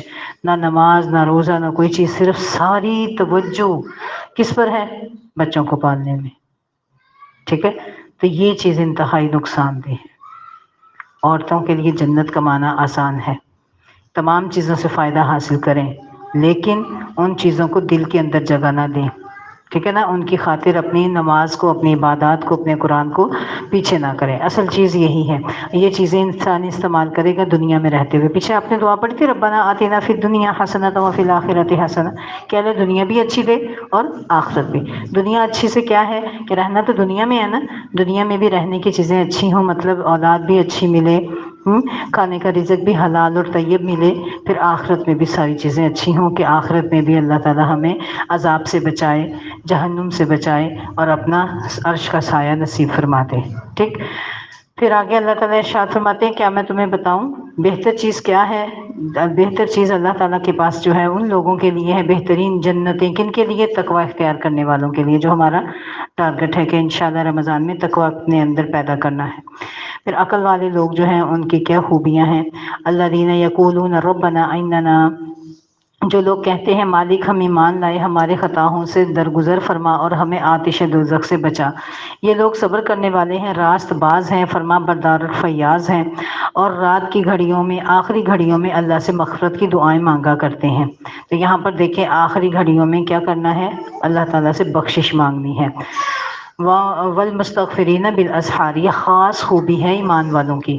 اس میں کون کون سی خوبیاں بیان ہوئی ہیں؟ ایک تو دعا، اللہ تعالیٰ سے مانگتے رہنا، پھر صبر، پھر صادقین یعنی کہ سچے، سچ بولنا، سچ کو اپنی زندگی میں لے کر آنا، پھر قانتین فرما بردار، اللہ تعالیٰ کے ہر حکم کو ماننے والے، والمنفقین پھر اللہ کی راہ میں خرچ کرنا ہے، فیاض، اور پھر والمستغفرین بالاسحار، سحری کے وقت دعائیں مانگنی ہیں، کھانا وغیرہ بنا کر کھلا کر آخری 5 منٹ میں کیا کریں؟ صرف اور صرف استغفار کریں، یا اگر آپ کے پاس ٹائم نہیں، آپ کی ڈیوٹی زیادہ ہے تو کھانا بناتے بناتے استغفار کریں، ایک دوسرے کو کوسنا، برا بھلا کہنا، اس سے بچیں، ٹھیک ہے۔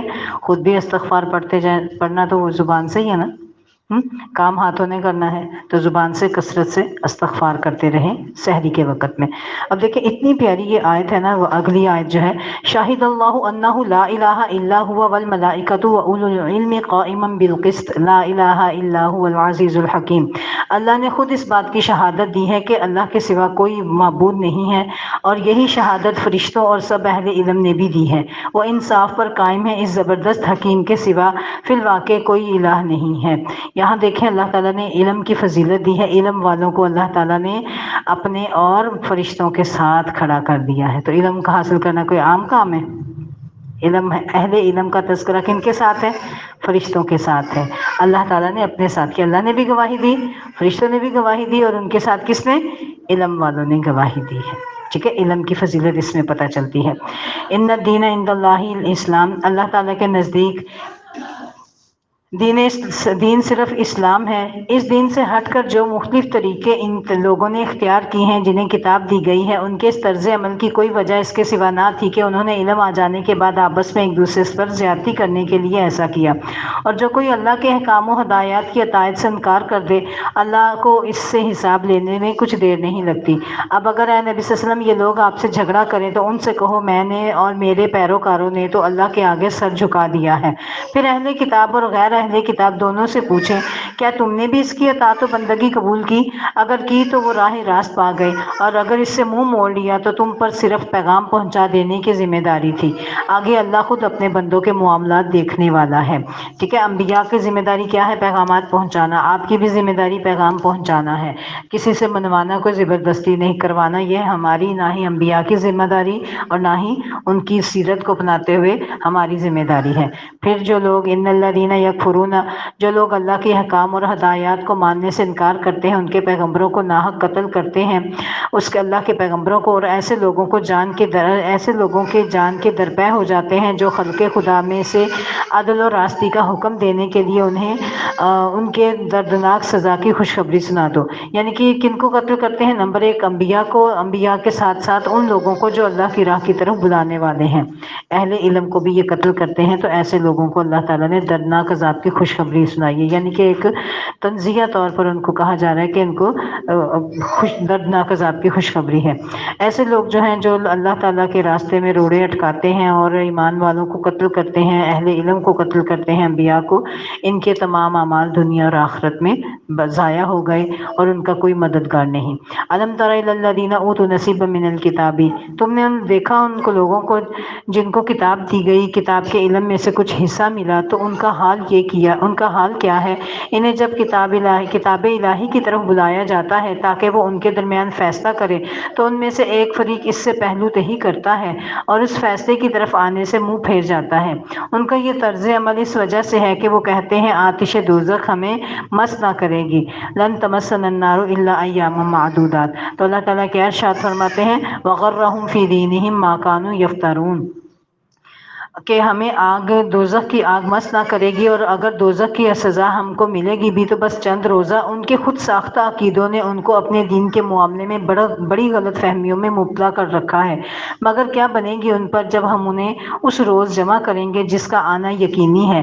اس روز، کون سا دن بھلا؟ قیامت کا، کہ دنیا میں تو اب جو کرنا ہے وہ کر لیں اپنی مرضیاں، لیکن قیامت کے دن کیا ہوگا؟ جب رب کے حضور کھڑے کیے جائیں گے، اس روز ہر شخص کو اس کی کمائی کا بدلہ پورا دیا جائے گا اور کسی پر ظلم نہ ہوگا۔ اب نبی صلی اللہ علیہ وسلم کو حکم دیا جا رہا ہے، اور نبی صلی اللہ علیہ وسلم کی پیروی کرتے ہوئے ہم سب پر بھی لازم ہے ان آیات کو پڑھا کریں۔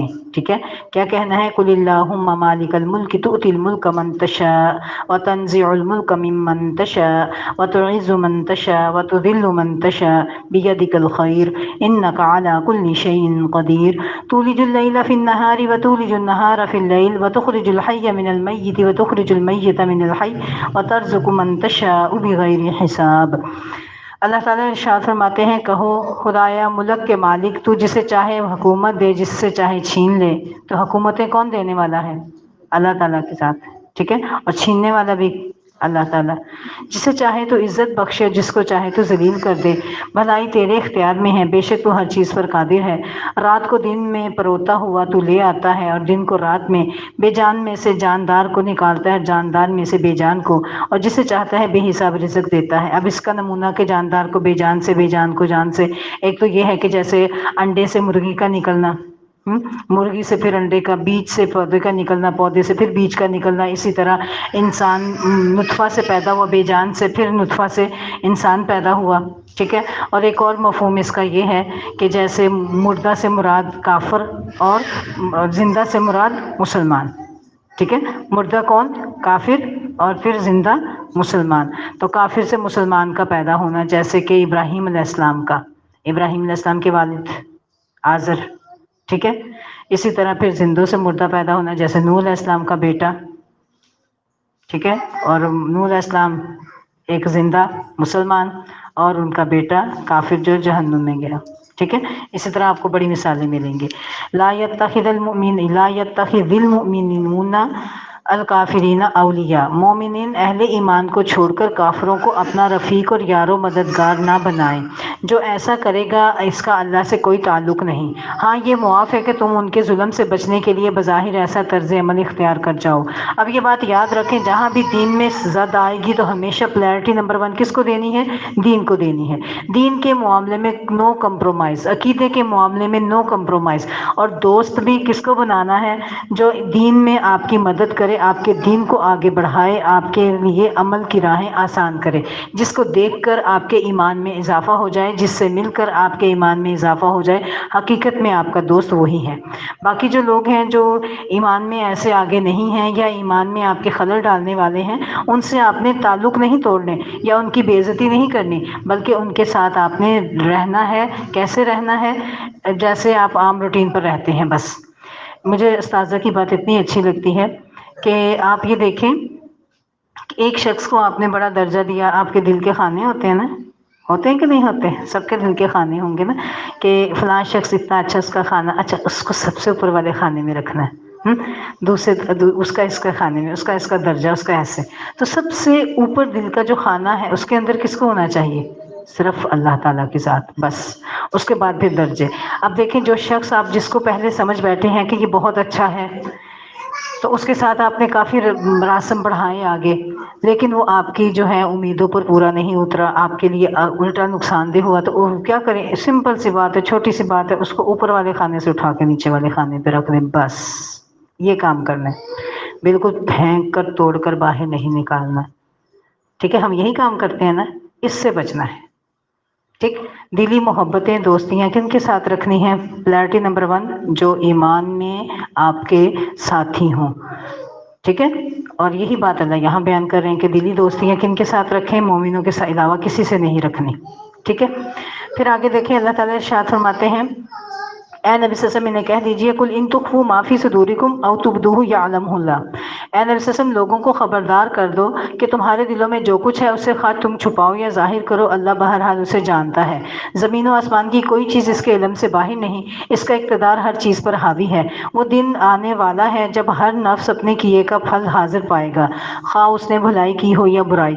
اس روز آدمی یہ تمنا کرے گا کاش ابھی یہ دن اس سے بہت دور ہوتا.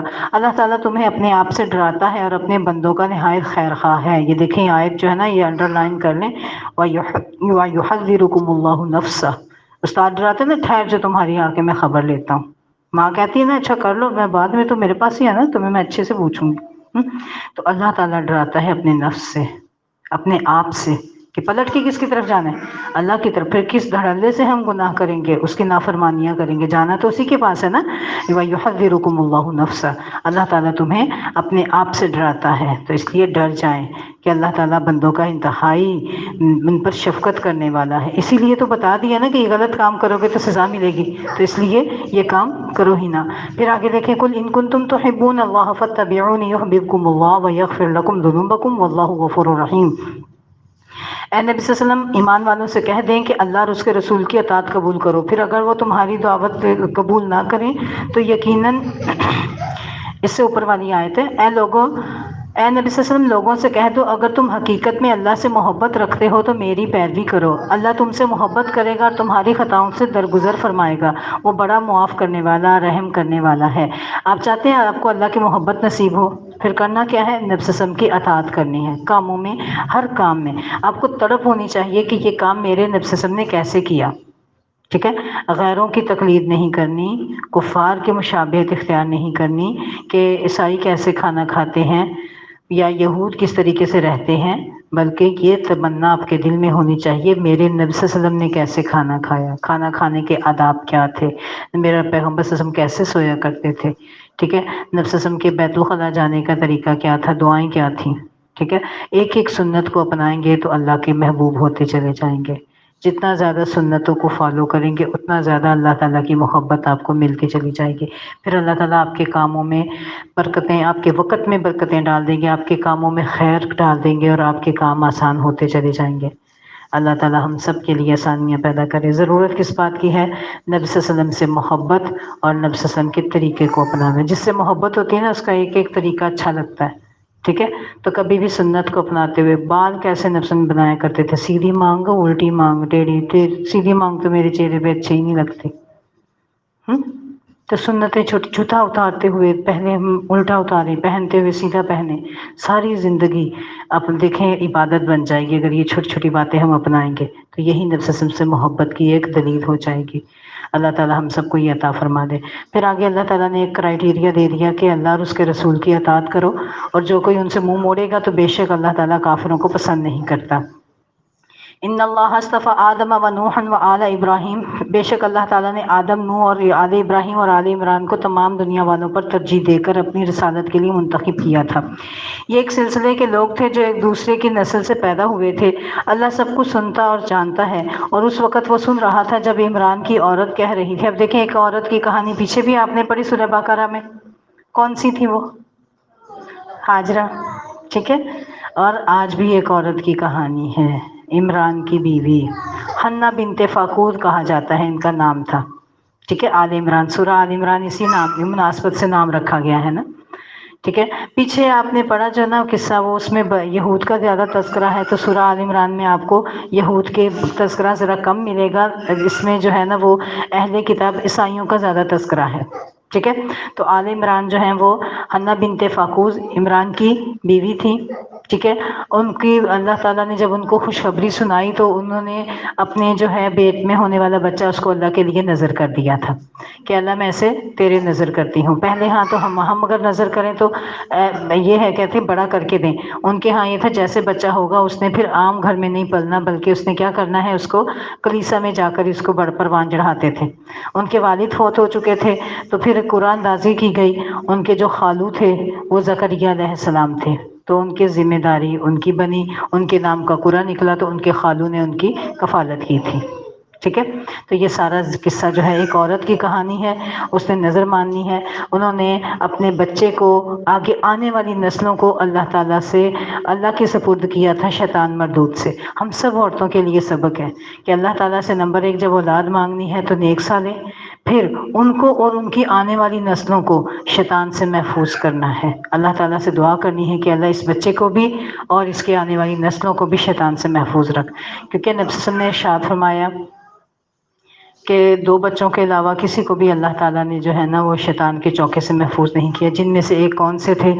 ایک یہ عیسیٰ علیہ السلام، ان کی والدہ کی وجہ سے جو انہوں نے دعا کی تھی اس وجہ سے اللہ تعالیٰ نے ان کو شیطان کے چوکے سے محفوظ رکھا تھا. حضرت مریم علیہ السلام اور حنہ بنت فاقوس کی بیٹی، ان کے بیٹے پھر آگے کون تھے؟ عیسیٰ علیہ السلام. ٹھیک ہے، یہ عمران کی بیوی کی کہانی ہے کہ اے میرے پروردگار انی نذرت لک ما فی بطنی محررا، کہ میرے پروردگار میں اس بچے کو جو میرے پیٹ میں ہے تیری نظر کرتی ہوں، وہ تیرے ہی کام کے لیے وقف ہوگا. میری اس پیشکش کو قبول فرما، تو سننے والا جاننے والا ہے. پھر جب وہ بچی اس کے ہاں پیدا ہوئی تو اس نے کہا میرے مالک میرے ہاں تو لڑکی پیدا ہو گئی. اس نے کیا سمجھا تھا کہ لڑکا ہوگا تو لڑکے کو میں اللہ کی راہ میں وقف کر دوں گی، لیکن پیدا ہوا تو کیا ہوا؟ لڑکی. حالانکہ جو کچھ اس نے جنا تھا اس کو اللہ تعالیٰ زیادہ بہتر خبر تھی اللہ کو، اور لڑکا لڑکی کی طرح نہیں ہوتا. ٹھیک ہے، جو کام لڑکے کرتے ہیں وہ لڑکیاں نہیں کر سکتے، اور جو لڑکیاں کرتی ہیں وہ لڑکے نہیں کر سکتے. تو دیکھیں اس دور میں اللہ تعالیٰ نے لڑکی سے کام لیا تھا. دین کا خدمت کا کام کس سے لیا تھا؟ لڑکی سے.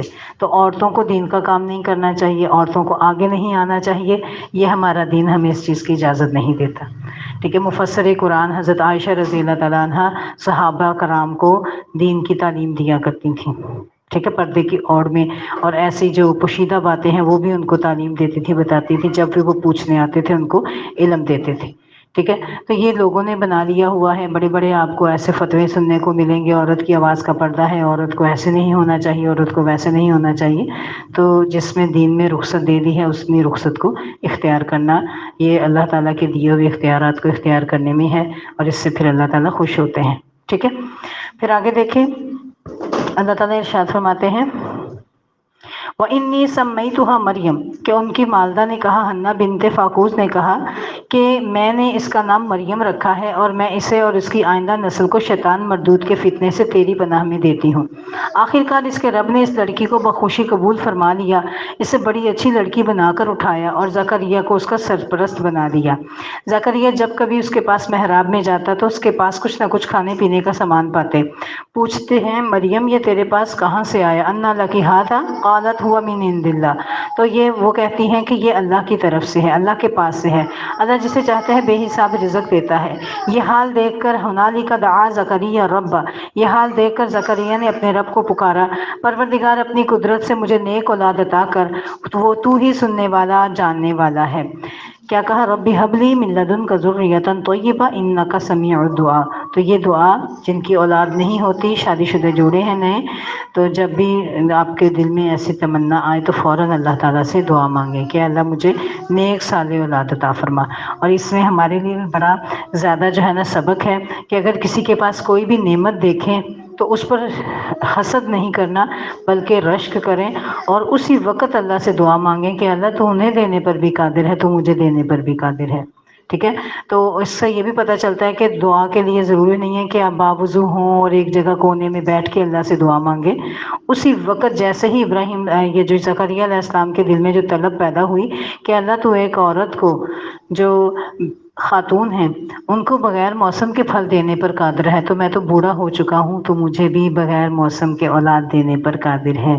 بظاہر کوئی بھی آثار نہیں، بیوی بانجھ ہے اور خاوند کیا ہے، بوڑھے ہو چکے ہیں، لیکن سارے ڈاکٹری اور دنیاوی اسباب کے مطابق وہ اولاد جننے کے قابل نہیں، لیکن انہوں نے اس وقت اللہ سے دعا مانگی۔ اور دوسری جگہ ہے کہ انہوں نے کہا کہ اللہ میں تجھ سے دعا مانگ کے کبھی بھی بدبخت نہیں ہوا، نامراد نہیں، پورے یقین سے مانگی اور مانگ کر پھر اللہ تعالیٰ سے، اللہ نے جب کہا نا تجھے اولاد ہوگی تو کہتے ہیں اللہ یہ کیسے ہوگی؟ پھر خود ہی حیران بھی ہوئے۔ پھر آگے اللہ تعالیٰ بیان کرتے ہیں فنادته الملائکۃ وہو قائم یصلی فی المحراب، تو جواب میں فرشتوں نے آواز دی جبکہ وہ محراب میں کھڑے نماز پڑھ رہے تھے کہ اللہ نے تجھے یحییٰ کی خوشخبری دی۔ پھر اللہ نے بیٹا بھی کیسا دیا؟ نام بھی خود رکھ کے دیا، ایسا چنا ہوا بیٹا اللہ نے عطا فرمایا، نام بھی اللہ نے آسمانوں پر رکھ کر بھیجا تھا کہ میں نے، اللہ نے تجھے یحییٰ کی خوشخبری دیتا ہے اللہ تعالیٰ، اور اللہ کی طرف سے ایک فرمان کی تصدیق کرنے والا بن کر آئے گا، اس میں سرداری ہوگی، سرداری کی شان ہوگی، کمال درجے کا ضابط ہوگا، نبوت سے سرفراز ہوگا، صالحین میں شمار ہوگا، یعنی کہ وہ جو ہے نا حصوراً اپنے نفس پر کنٹرول کرنے والا ہوگا، کمال درجے کا، ایسا خوبصورت بچہ، اتنے کمالات والا بچہ اللہ تعالیٰ نے ان کو عطا فرمایا۔ قال ربی انا یکون لی غلام، تو زکریا علیہ السلام نے کہا پروردگار بھلا میرے ہاں لڑکا کہاں سے ہوگا، میں تو بہت بوڑھا ہو چکا ہوں، میری بیوی بانجھ ہے۔ جواب ملا ایسا ہی ہوگا، اللہ جو چاہتا ہے کرتا ہے۔ عرض کیا مالک پھر کوئی نشانی میرے لیے مقرر فرما دے۔ کہا نشانی یہ کہ تم 3 دن تک لوگوں سے اشارے کے سوا کوئی بات چیت نہ کرو گے یا نہ کر سکو گے، اس روز ان میں سے اپنے رب کو بہت یاد کرنا، یعنی کہ اس دوران کیا کرنا ہے، وَاذْكُرْ رَبَّكَ كَثِيرًا وَسَبِّحْ بِالْعَشِيِّ وَالْإِبْكَارِ، کہ اس وقت اپنے رب کو کثرت سے یاد کرنا، صبح شام اس کی تسبیح کرتے رہنا۔ ہم سب کے لیے بھی اس میں بہت بڑا سبق ہے۔ سبق کیا ہے کہ جب بھی اللہ تعالیٰ کوئی بھی نعمت سے نوازے، کثرت سے اذکار، ذکر اذکار کرنا ہے، ٹھیک ہے، اور صبح شام کے اذکار کرنے ہیں، نمازوں کی پابندی، صبح شام کے اذکار، نعمتیں پا کر رب کو، دینے والے کو بھولنا نہیں ہے بلکہ مزید اس کا شکر گزار ہونا ہے، مزید اس سے دعائیں کرنی ہیں، ٹھیک ہے، پھر نعمتیں برقرار رہتی ہیں۔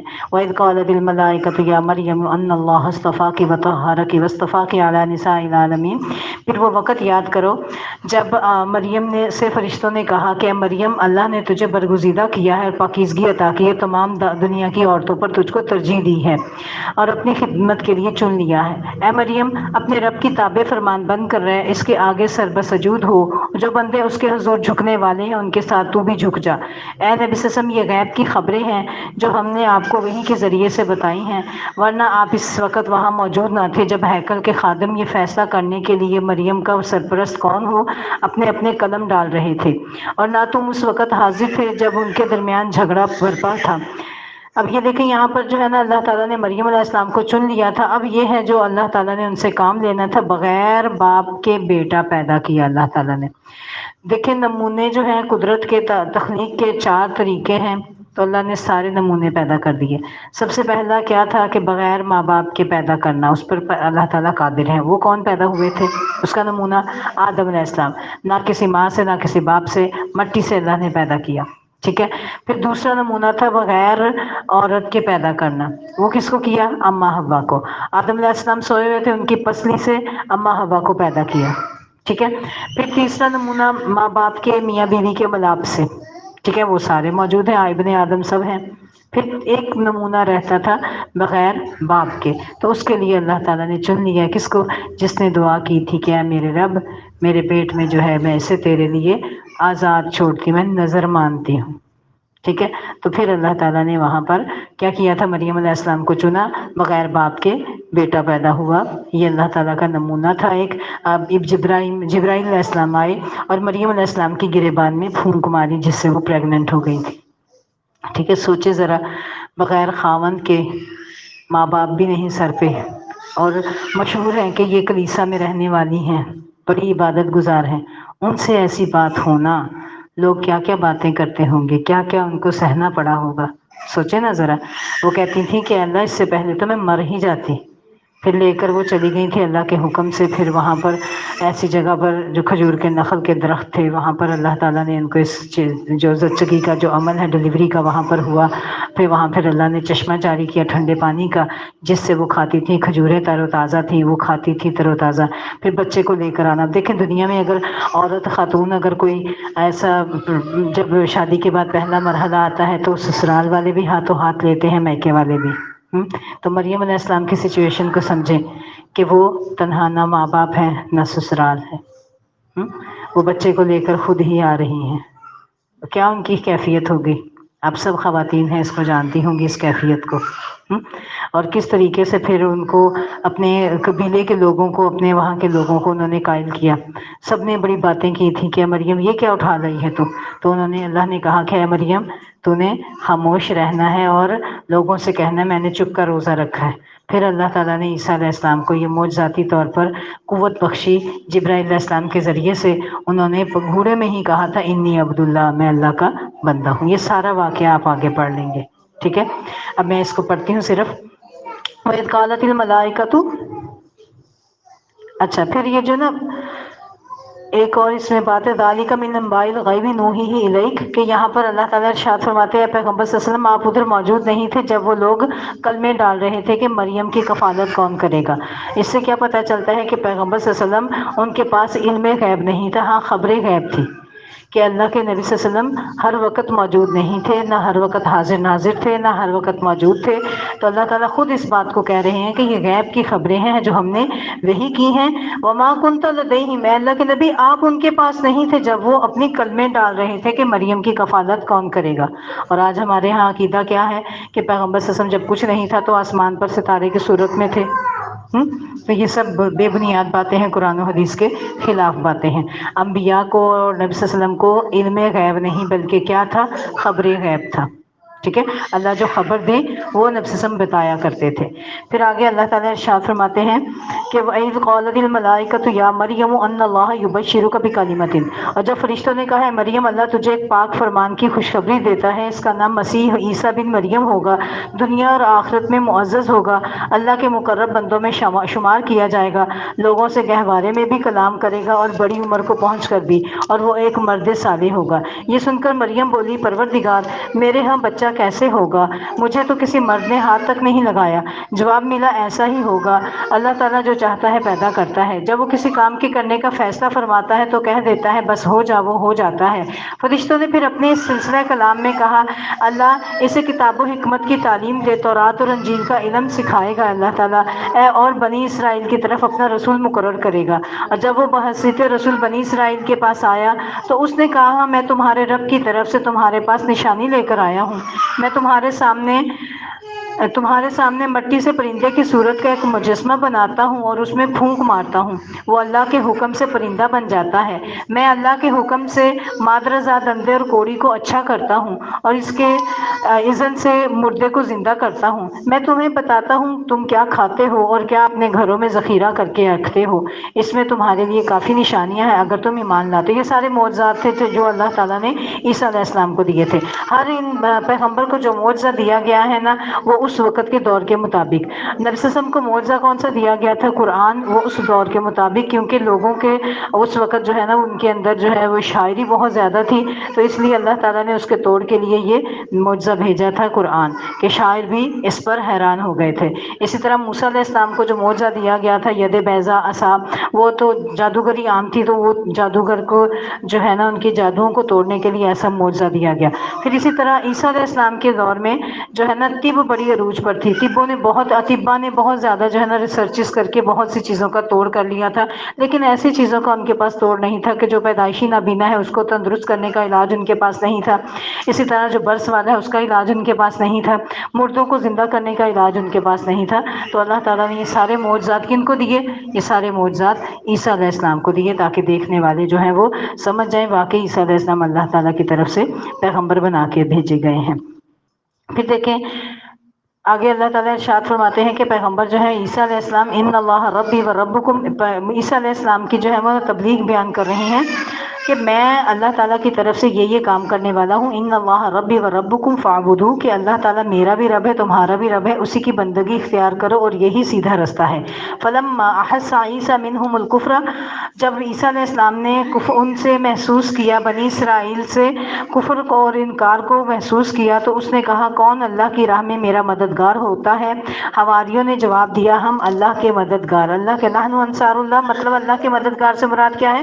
اللہ کے دین کے مددگار ہیں۔ ہم اللہ پر ایمان لائے، آپ گواہ رہیں کہ ہم مسلم ہیں، اللہ کے آگے سر اطاعت جھکا دینے والے ہیں۔ مالک جو فرمان تو نے نازل کیا ہے ہم نے اسے مان لیا اور رسول کی پیروی قبول کی، اور ہمارا نام گواہی دینے والوں میں سے لکھ لے۔ وما کرو وما کر اللہ، پھر بنی اسرائیل مسیح کے خلاف خفیہ تدبیر کرنے لگے، جواب نے اللہ نے اپنی خفیہ تدبیر کی، اور ایسی تدبیروں میں اللہ سب سے بڑھ کر ہے۔ اللہ تعالیٰ نے عیسیٰ علیہ السلام کو آسمانوں پر اٹھا لیا۔ بنی اسرائیل تھے نا، بنی اسرائیل کیا کہتے تھے کہ آخری پیغمبر ہم میں کیوں نہیں آئے؟ اللہ تعالیٰ کھول کر بیان کر رہے ہیں کہ عیسیٰ علیہ السلام جب ان میں آئے تھے انہوں نے عیسیٰ علیہ السلام کے خلاف پروپیگنڈے کیے اور بادشاہ کو اس وقت بھڑکایا، اور بادشاہ کو بھڑکا کر انہوں نے عیسیٰ علیہ السلام کے سولی چڑھانے کے لیے آمادہ کیا، لیکن اللہ تعالیٰ نے عیسیٰ علیہ السلام کو آسمانوں پر اٹھا لیا تھا۔ ٹھیک ہے، باقی واقعہ انشاءاللہ کل پڑھیں گے کہ کس طریقے سے یہ واقعہ ہوا تھا۔ اللہ تعالیٰ ہم سب کو عمل کی توفیق عطا فرمائے۔ وما علینا الا البلاغ المبین۔ سبحانک اللہم وبحمدک، اشہد ان لا الہ الا انت، استغفرک واتوب الیک۔ ربنا لا تزغ قلوبنا بعد اذ ہدیتنا وہب لنا من لدنک رحمہ انک انت الوہاب۔ رب ارحمہما کما ربیانی صغیرا۔ اللہم فقہنا فی الدین۔ اللہم صلی علی محمد وعلی آل محمد۔ السلام علیکم ورحمۃ اللہ وبرکاتہ۔